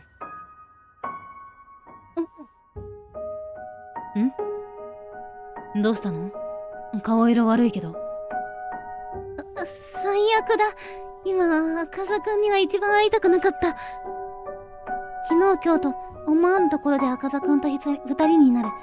でも今は本当に会いたくなかった。服が汚れていたらどうしよう。変な顔していたらどうしようって嫌な汗が全身からブワッと吹き出すのがわかる。今じゃない。赤座くん今じゃない、本当に。ねえ、めっちゃ嫌ですよね。めっちゃ嫌ですよね、被るの。私も修学旅行で被ったことあるから憂鬱だったら死ぬほどお腹痛いし。まあ、被っちゃったんですが大変ですね。被っちゃったら本当に辛いというかね、楽しめる時も楽しめなくなっちゃうから、本当なんかもったいないことをした気分になるというか。ね、何も予兆もないこともあるからね。ほんと赤座はこの時ばかりはタイミングが悪い男。ほんとそう。今じゃない。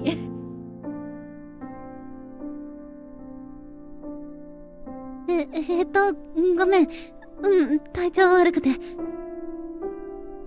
そうなの？大丈夫？顔赤い気がするし、熱あるとか。先生呼んでこようか。ありがたいけど、説明が難しい。心配そうな顔をしている赤座くんにはすごく申し訳ないけど、今はそっとしておいてほしかった。先生を連れてきてもらっても、先生と二人で話したいって、連れてきてくれた赤座くんに説明するの、もし理由聞かれたらと考えると、ちょっと恥ずかしいし。大丈夫。心配しないで。思わず少し後ずさってしまうと、すった赤座くんが真剣そうな顔で距離を詰めてくる。本当に顔色どんどん悪くなってるけど、俺に気は使わなくていいから。お腹痛いの？ずっと抑えてる。そういう気を使ってるとかでもなくて、赤座くんが私に手を伸ばそうとしてきて、本当に大丈夫だから。思わず強い声で止めてしまった。赤座くんの驚いたような顔に我に返る。やっちゃった。つい強い言い方をしてしまったかも。赤座くんは心配してくれただけなのに。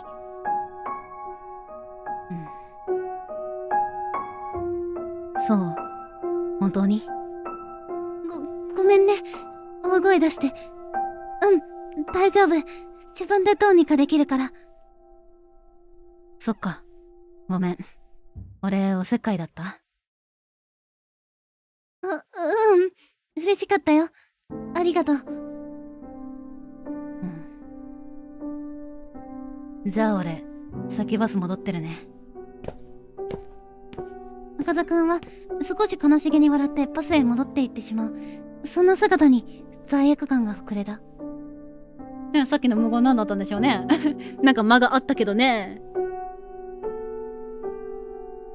でもほんと今だけは放っておいてあげて、赤座くん。もうほんと女の子にもいろいろあるのよ。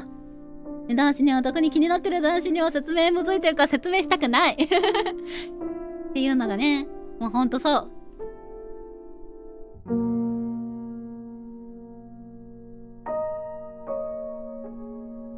やっちゃった。申し訳ないことしたな。今のは仕方ない。本当に仕方ない。赤座がタイミング悪かった。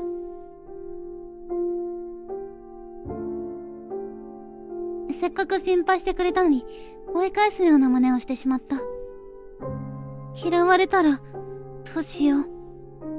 不安も膨らんで、さらにお腹が痛くなってきた気がした。ね、これってね、不安とのループですからね、不安になったらお腹痛くなって、ストレスでお腹痛くなっての繰り返しですから、もうほんと、負のループ。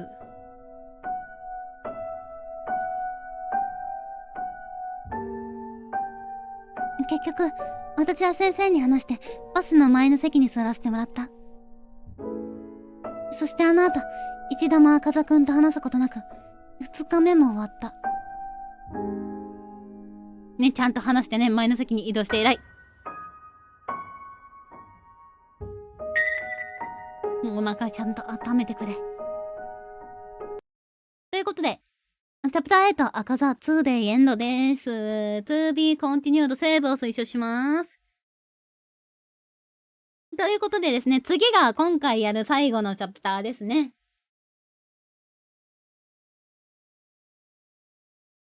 ということで、ね、今回長めですが、あと30分くらいかな、お付き合いください。赤田くん、無言で目のハイライト消すのやめな。ね、何考えてたんでしょうね、彼ら、あの時ね。ね、めっちゃじっと見てきましたがね。何だったんでしょうね、あれ。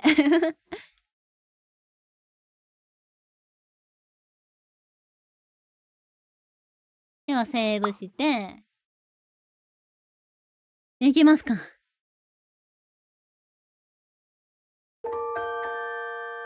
チャプター8、修学旅行、3 day。3日目、3泊4日の修学旅行で遊びに行けるところとしては最後の場所。今日は長崎県にあるハウステンボスで遊ぶことになっている。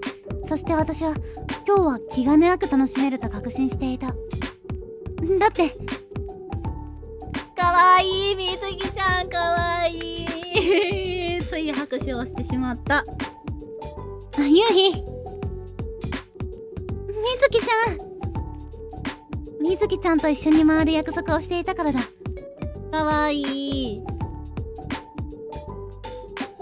これまではクラスである程度まとまって行動しないといけなかったり、バスのタイミングが合わなかったりしたが、今回はクラス関係なく個人の自由行動だから、みずきちゃんと回っても問題ないのだ。よし、じゃあ一緒に行こっか。デート行きます、行きます、行かせていただきます。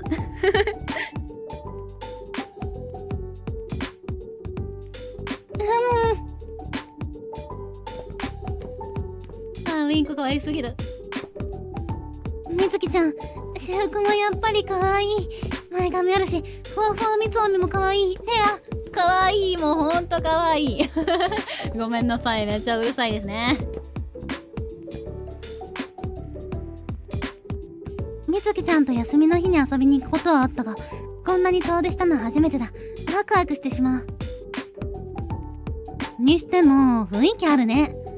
ここはアトラクションってよりかは見た目を楽しむ遊園地なんだっけ？ジェットコースターないって聞いたし。普通のジェットコースターはないみたい。でも VR のジェットコースターはあるみたいだよ。何それ、ちょっと興味あるかも。楽しいな、こういうのって。今までも楽しかったけど、いつもどこかドキドキして心休まらなかったから、気楽に遊べるこの時間がとても楽しい。そうしてしばらくみずきちゃんと楽しくデート、もどい一緒に遊んで存分に楽しんでいて、こと彼女が白い観覧車を指さした。観覧車さん、乗っていい？今乗るの？いいよ。でもこういうの締めになるイメージがあったな。ちっち、締めにも乗るんですよ、ゆうひさん。昼間の景色を楽しんでおいて、帰る前にもう一回乗る。そうしたら景色を比較できて、二度楽しいでしょ？確かに頭いい。かわいい。もうほんと、皆さんもね、ちゃんとみつきちゃん川下にもたえていてよかった。ねえ、もう週7ぐらいでデートしてほしい。ほんとそれな。毎日デートしたい。ねえ、癒やしい。もう、この2人推してます。ねえ、もうほんとみつきちゃん大先輩。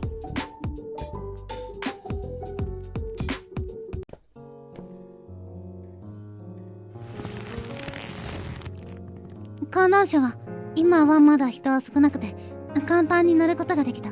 向かい合って座って景色を眺める。座るとちょっと疲れたのか、生理のせいかお腹がじんわりと痛い。今まで楽しかったから気にならなかったけど、ちょっと痛いかも。こういう時はお腹を温めるといいらしい。思い出して少し丸まるようにして座る。一応事前に薬飲んだんだけどな。あそこ、さっきいた場所じゃない？思ってるのが残念。夕日？お腹に手を当てていると、それに気づいた様子のみつきちゃんが気遣わしげな目線を送ってきた。お腹痛いの？もしかして、生理？小声の問いかけにポクッとうなずくと、みつきちゃんはあーって顔になった。そっか、ごめん。歩かせすぎたよね。修学旅行にかぶっちゃったか。仕方ないけど大変じゃん。とりあえずお腹温めときなよ。この後一回お手洗い行こっか。生理用品ないなら全然うちのあげるし。優しい。みつきちゃんの優しさが胸に染みてジーンとする。心の時間お腹の痛みはマシにならないけど、心が楽になった気がした。大変だよね、ほんと。うちは軽いけど、夕日結構重そうだもんね。いつも辛そうにしてるし。体質だよね。女の辛いとこだよね。なんでよりによってちって毎回思うし。そうなの？そうそう。だって汚れるじゃん。超目立つし、白着れないし、座るの不安だし最悪。みつきちゃんが自分のことみたいにプンプン怒ってくれるから思わず笑ってしまう。するとみつきちゃんは真剣な顔になった。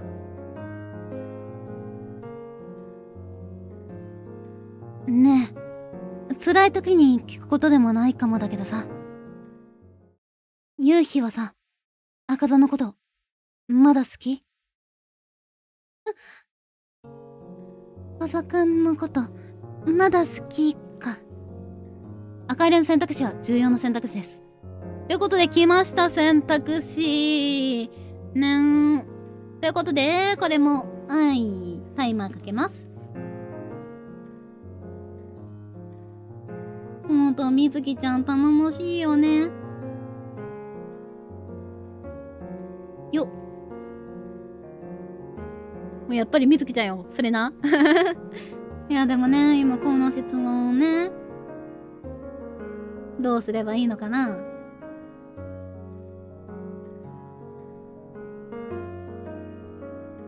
いや、みずきちゃんがほんとイケメンすぎる。誰よりも。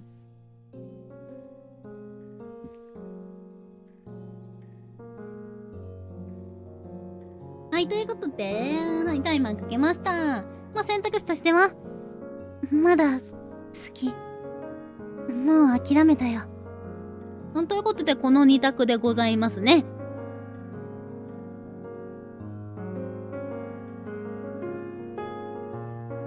いや、もうほんと、みずきちゃんイケメンすぎて、これまで。めっちゃ気遣ってくれるし、可愛いし、優しいし、めっちゃ褒めてくれるし、なんだこの完璧な子は。可愛い。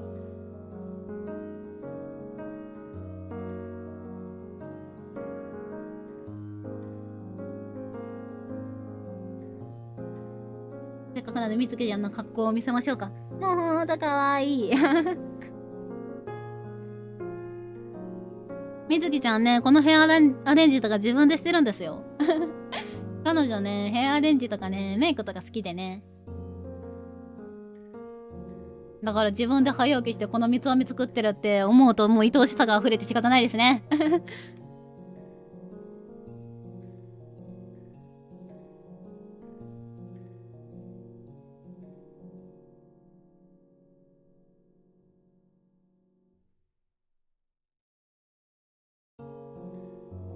ちなみにみずきちゃんが耳につけてるのはイヤリングです。彼女は特にピアス開けてるわけではないですね。下に1票で OK。もう諦めたようですね。みずきちゃんお嫁に来て、ほんと。ね、彼女しっかり者だし、いいお嫁さんになりますよ。ね、しっかり者で基本的にね。まあ、このね、今回のゲーム内には出てこないんですけど、彼女、あれなんですよね。お姉ちゃんであり妹であるっていう、まあ、中間の中の子なんですよね。上にお姉ちゃんが一人いて、弟が一人いるって感じで、しっかり者なんですよ。まあ、ただしお姉ちゃんが結構年離れてるから、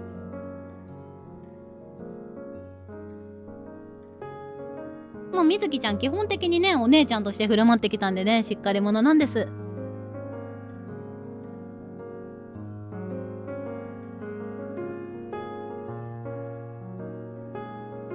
ねえ、なんかみずきちゃんのそういうとこもまたどっかで出したいな。てか出します。出したいです。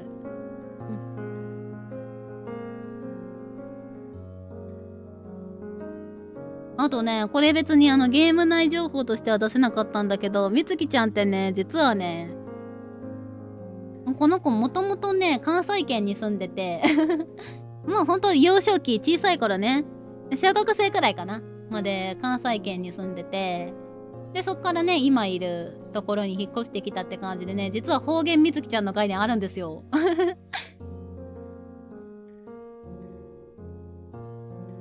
関西弁喋るみつきちゃんの概念あるんですよ。まあ今はね、こっちでね、過ごしてる時間の方が長くて普通に喋ってるって感じなんですけど。素晴らし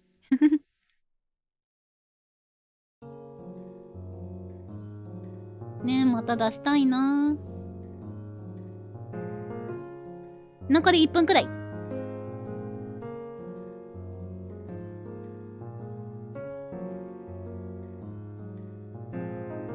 みずきちゃんともっといろんなとこ観光行きたい。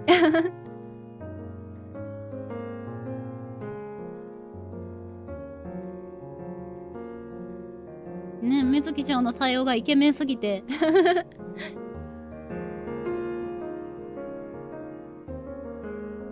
気遣い方が完璧なんですね。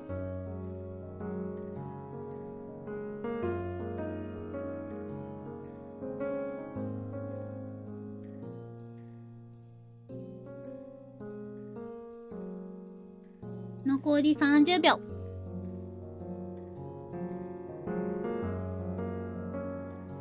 洗濯機で隠れちゃったけど、お目目パチパチしてるのめっちゃ可愛い。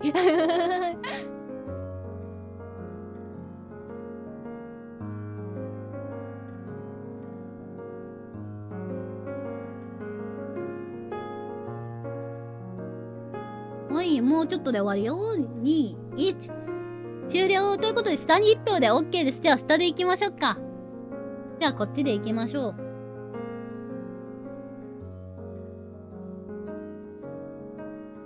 う。もう諦めたよ。お、上がりましたね。こうしてみずきちゃんと話していて、ようやく気持ちの整理がついた。私は風くんを諦められる。それはどこか寂しい気もしたけど、それでもすっきりした気がしてみずきちゃんに笑いかけた。大丈夫だよ。そうならいいの。ごめんね、変なこと聞いちゃって。うん、大丈夫だよ。心配してくれてたのかな。温かい気持ちになっていると、お腹がギュルッと嫌な音を立てた気がして、鈍い痛みにキュッと丸まる。夕日。心配そうなみずきちゃんに申し訳なさを覚えながらも、私はじんわりとした鈍痛に耐えるしかなかった。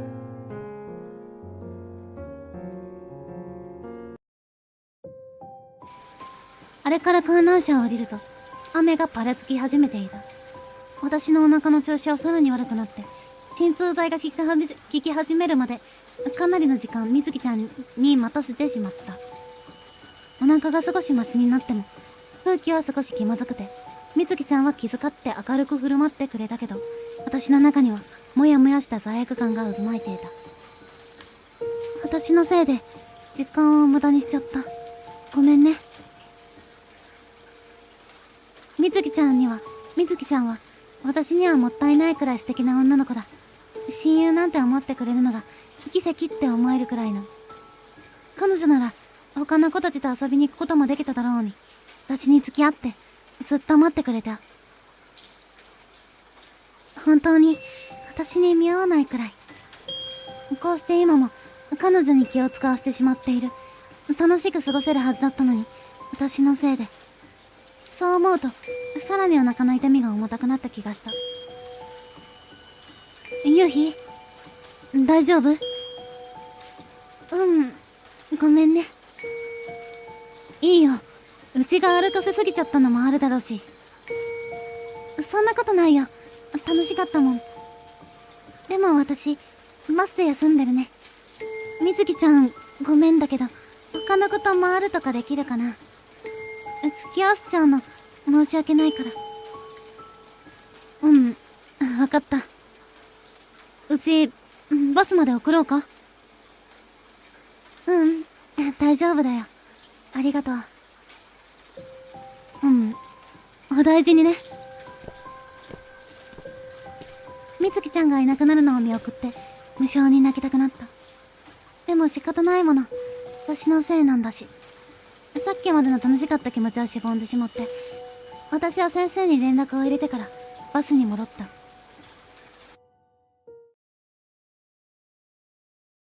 日が暮れてきて、もうすぐ帰る時間だ。外を見れば、イルミネーションがつき始めていた。そういえば、イルミネーションで有名なところだったっけ。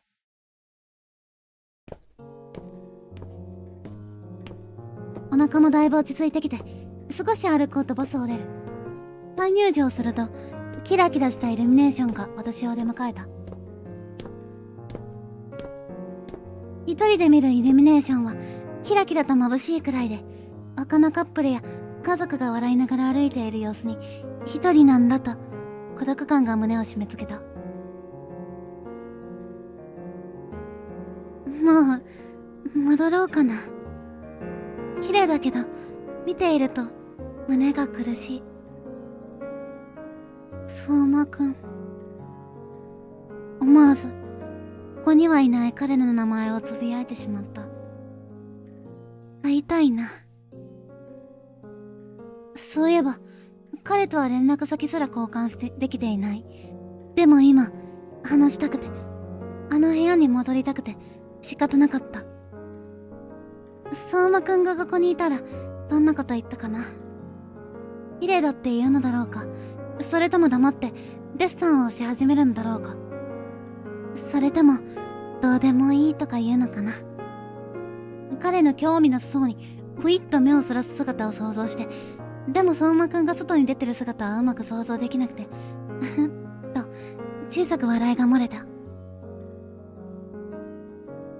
そもそも、外出とかするのかな。でもあの部屋に住んでるわけじゃないなら、部屋に来るために通学してるのか。そこでふと、海のように広がる、青いイルミネーションを見下ろした。私、相馬くんのこと、好き、なのかな。その二文字に、妙に納得してしまった。そうだ、私、相馬くんのこと、好きなんだ。赤座くんを好きが水木ちゃんに聞かれた時、思い浮かんだのが彼の顔だった。だから諦められるって思えた。相馬くんの甘く溶けるような、甘くとろけるような笑顔を思い出して頬が緩む。胸がキュンと高鳴って寂しい気持ちが少しマシになった。相馬くんは私のことどう思ってるのかな。ただの顔見知り？友達？それでも好きとか思ってくれてたりするのかな。青いイルミネーションがキラキラと光っているのを見ながらゆっくり考え込んでしまう。でも好きじゃなかったら押し倒したりなんてしないよね。あんな優しい顔で私のこと見ないよね。って自意識過剰かな。恥ずかしさに顔が熱くなって手で仰ぐ。今が暗くてよかった。これなら誰にも見られない。で、もう集合時間か。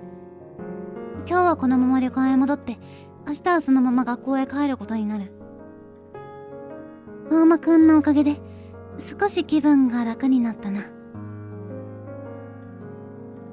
彼はそんなこと知らないだろうけど、心の中で感謝する。会いたいな。今何してるのかな。想像して胸の奥がじんわりと温かくなった。今日も旅館に戻って明日の荷物の準備だけしてすぐ眠りについた。そして翌日、バスは予定通りに学校に到着し、そのまま解散の流れになった。帰りのバスの空気はどこか視線を感じて気まずくて、私は寝たふりでごまかしてしまった。おかげですっごく眠れた気がする。でもずっと空気は気まずくて、水木ちゃんにも挨拶できずに、そそくさと帰ってしまった。ということで、チャプター8エンド、to be continued セーブを推奨します。ということで、これで今回は最後となります。じゃあセーブして画面に戻りましょうか。ちなみに次回はチャプター9赤座嫌がらせというものすごい嫌な嫌なシーンから次回入ることになるまで心づもりしといてください。じゃあタイトルに戻ります。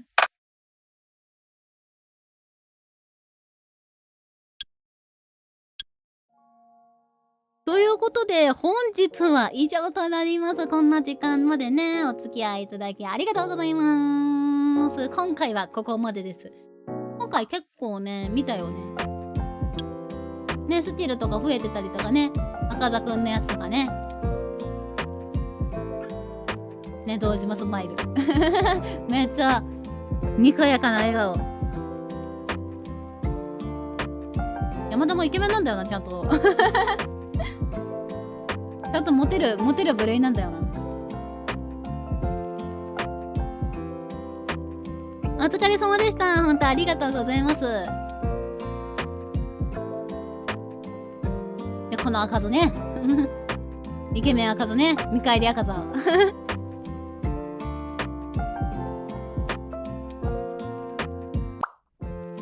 で、相馬くんもね。これね。これね。マジでときめき止まらないってやつ。ねえ、ここのスチル好きってのは赤座のスチルかな。いいよね。かっこいいよね。ねえ、相馬くんのこれよ。これよ。この顔ですわよ。あなたは何をしたいんだっても。見返り赤座くん、あまりにも彼氏すぎる、それな。そしてこの相馬は、メロすぎるというか、なんだ沼すぎるというか。もうほんとどうしたいのって感じですよね。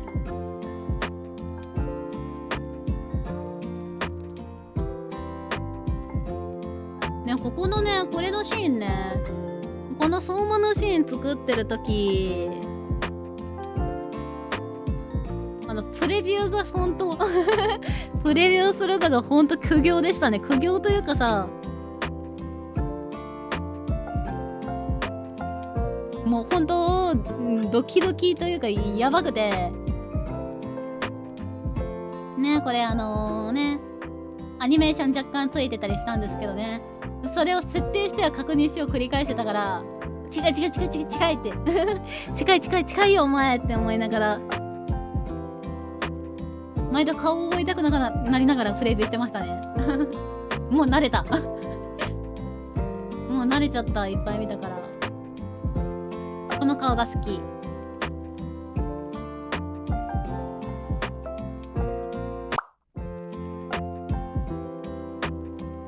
みずきちゃんにポッとするのかわいい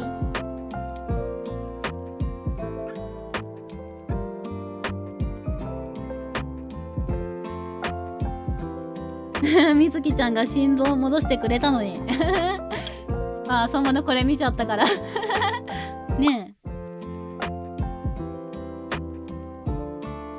まあでもまだね、スチルこんだけあるからね。赤座ルートも4つあるし、まあ各エンドのスチルがあるから、ここはなんか各エンドのスチル3枚 ?3 エンドあるんで3エンド分で、あともう一つあるって感じね。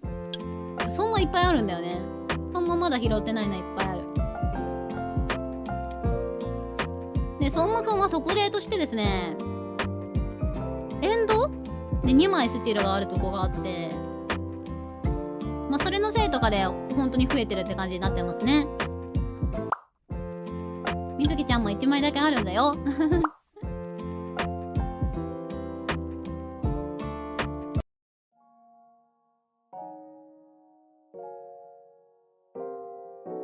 はい、ということでですね、もうほんとここまでありがとうございましたね。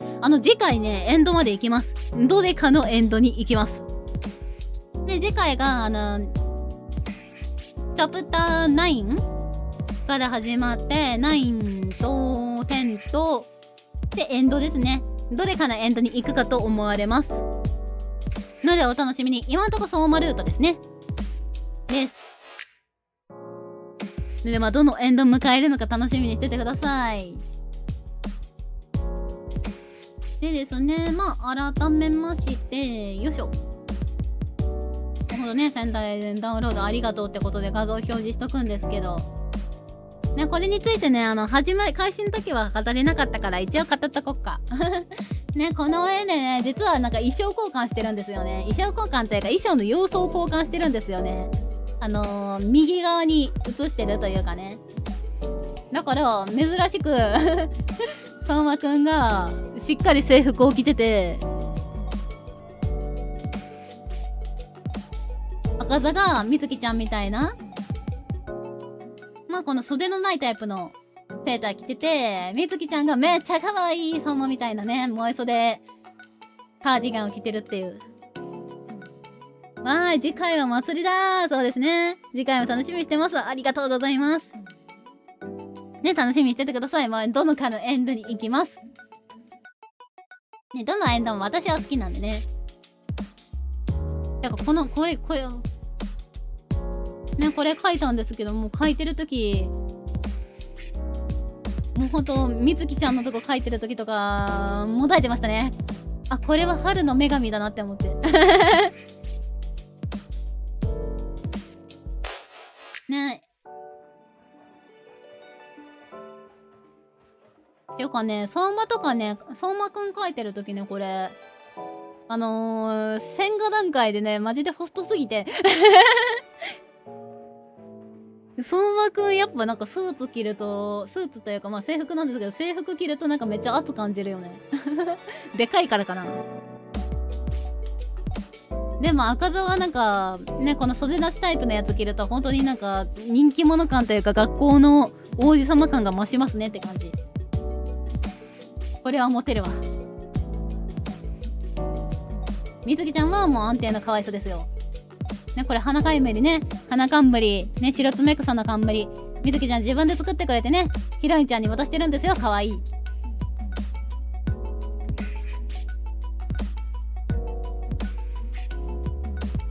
てことで、まあこんな絵を描きました。ね、みずきちゃんと桜の親和性抜群すぎて大好きすぎる、それな。ね、桜が似合いすぎる、春の春の似合いすぎる美少女、みずきちゃん。ね、改めて、センディエラおめでとうございます。ありがとうございます。本当ありがたい限りです。そして同時に私は誰かにトラウマを植え付けてないかとすごく心配。大丈夫かなーって。嬉しいと同時に、みんな自衛ちゃんとしてねって気持ちでいます。でですね、まあ途中で、お弁当のレシピ公開したって言ってたんですけど、ね、ファンボックスで、まあ大雑把なレシピを公開してます。ね、お弁当のミニゲームで作ったのは唐揚げときんぴらごぼうだけだったんですけど、それ以外に入れてたお弁当の材料として入れてたやつも載せてはいるんでね。ちょっとまた、配信終わったら概要欄に付け足しておきましょうか。てか、今 Now でやるか。Now で付け加えますね。ファンボックスなんですけど、ね、ファンボックスにね、実はいろいろ載せてたりするんですよ。ね、Q&A とかね。まあ、Q&A は全エンドをクリアした方が見た方がいいんですけど、ね、Q&A でね、この時、というか、まあ彼らの、まあ結婚観だったりとかを書いてたりします。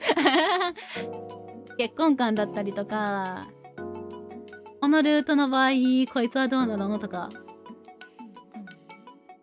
をまあ軽く書いてたりしますんでね、もし全クリした方は読んでみると面白いかもね。ね、センディエラーおめでとうございます。ありがとうございます。お弁当レシピちょっとコピペして載せとくわ。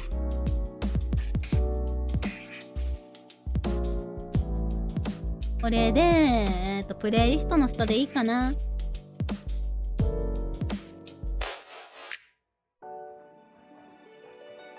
ヒロインちゃんの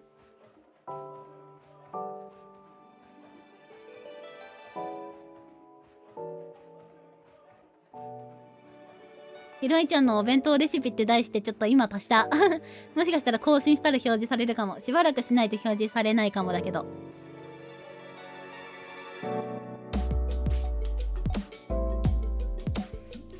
ね、アンケートもね、いろいろいただけてとても嬉しい限りでございます。ね、このイラストの着想もなんかアンケートでね、相馬俊相馬を、まあ、第一印象桜にさらわれそうな美青年って言ってくださった方がいて、あ、それなーって思って納得しちゃって、納得しちゃって、だったら桜と一緒にこいつら描きたいなーっていうので、まあ、こんな感じのイラストにしたんですけどね。相馬が桜にさらわれるんだったら赤座は桜の下でね、運命的な出会いを果たしたいタイプのイケメンかなと。みずきちゃんとは一緒に通学したいですっていう。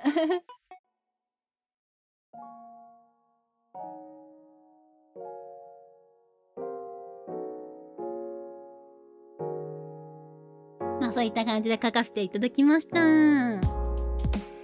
でですね、そうだなですね、アンケートで人気投票ね、全クリア後のアンケートで人気投票を集計してるんですけど、ね、中間発表と言いますが、相馬やっぱ強いね。相馬俊やっぱ君強いよね。すごいのよ、彼。彼すごいの。まあね、一時期ね、赤座がめっちゃ競ってて、赤座が越したりとかね、まあ、結構ね、競ってるんですけど、それでも相馬人気根強いですね。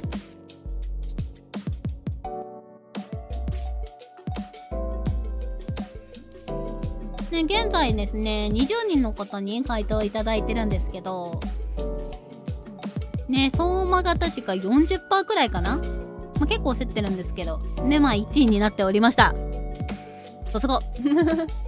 さすが沼尾。っていうので、追加エピ制作開始しております。ね、追加エピどんなんかというと、まあね、まだね、今回エンドにたどり着いてないんでね、ネタバレとかは避けとくんですけど、まあ今回、このゲーム内に入ってるエンドとはね、別のもしもの場合の時のイフエンド的なやつを現在制作しております。そのために新しいスチールとか立ち絵とか用意してるからね。立ち絵とか衣装かな、新衣装とかも用意してるから、まあお楽しみにしててください。もうそんな遠からず出せるかな。頑張ります。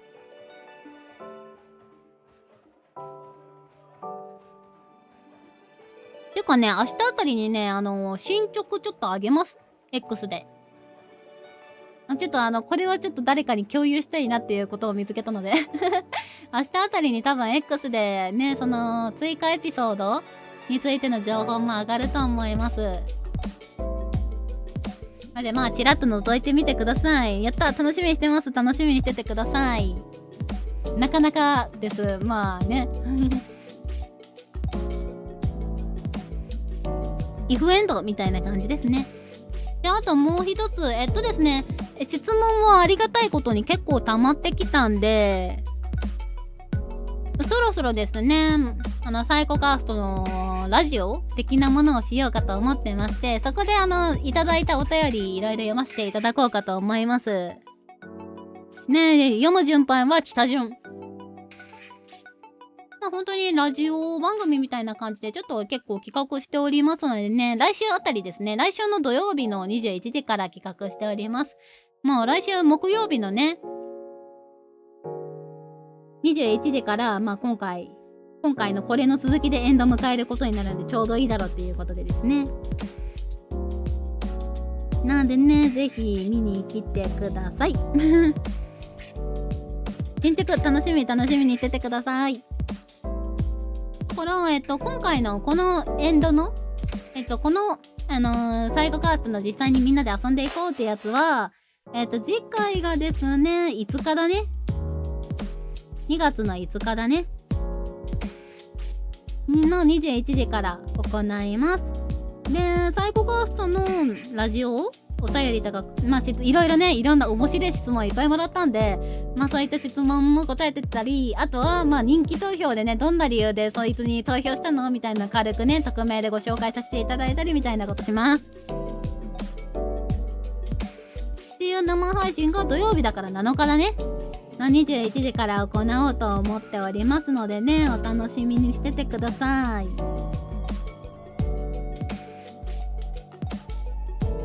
ね、結構ね、そんな生配信というか、ラジオ配信の時に、まだ私が出してない情報とかも結構出すと思います。彼らについてのね。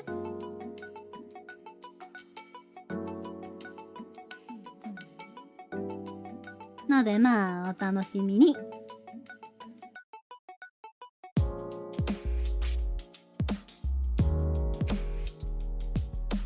といった感じで本日は終わっていきましょうか。もうほんとね、こんな日付またいだでね、こんな時間までありがとうございます。ね、一緒に楽しんでいただいて私すごく嬉し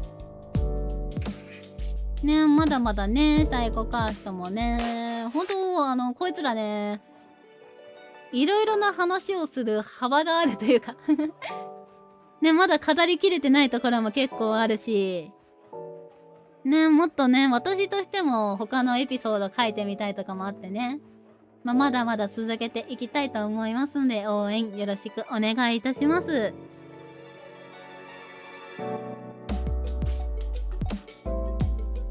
いや、そうだ。ねえ、ちょっと、な話になっちゃうんですけど、今ですね、ブース版の方でですね、これを全クリした方向けかな、サイコカーストの壁紙を出しておりまして、出しているというかね、ご支援を求めておりまして、ブース版で。で、そこでですね、ご支援のお礼品として壁紙のこの本ゲームのエンド数7個ですね。7つのエンドの、まあ、セリフとスチルと、みたいな感じが入った、ちょっとおしゃれな感じの壁紙を、まあ、お礼品として入ってる300円からのがあるんですけど、ね、少しずつですがね、こっから先、サイコカーストね、お声つけたいとかね、続編作りたいとかね、そんな感じでいろいろ考えておりまして、資金作りしなきゃなと思って、そういうのを始めていたりもしております。のでね、まあ、もし壁紙の内容気になるよとかいう方は、ちょっとブース版覗いてみてください。一番最後の方のスライドに載ってますんでね、もし気になった方は応援してくれると嬉しいなって感じです。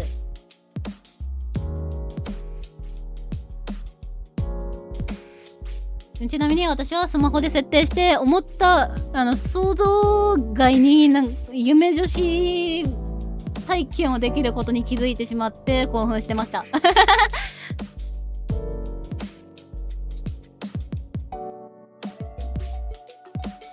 気になった方は見てみてくださいてな感じかな。もうほんと長くなっちゃったね。ごめんなさいね。こういうねエンドトークがすごい長くなってしまうんですよね。じゃあさすがに終わっていきます。はい、もう次回もね来てください。遊びに来てください。お待ちしております。ではまあ本当にここまでお付き合いいただきご視聴いただきありがとうございました。まあアーカイブとかも残りますしね、もしよかったらチャンネル登録やら、まあ動画のね高評価やらよろしくお願いいたします。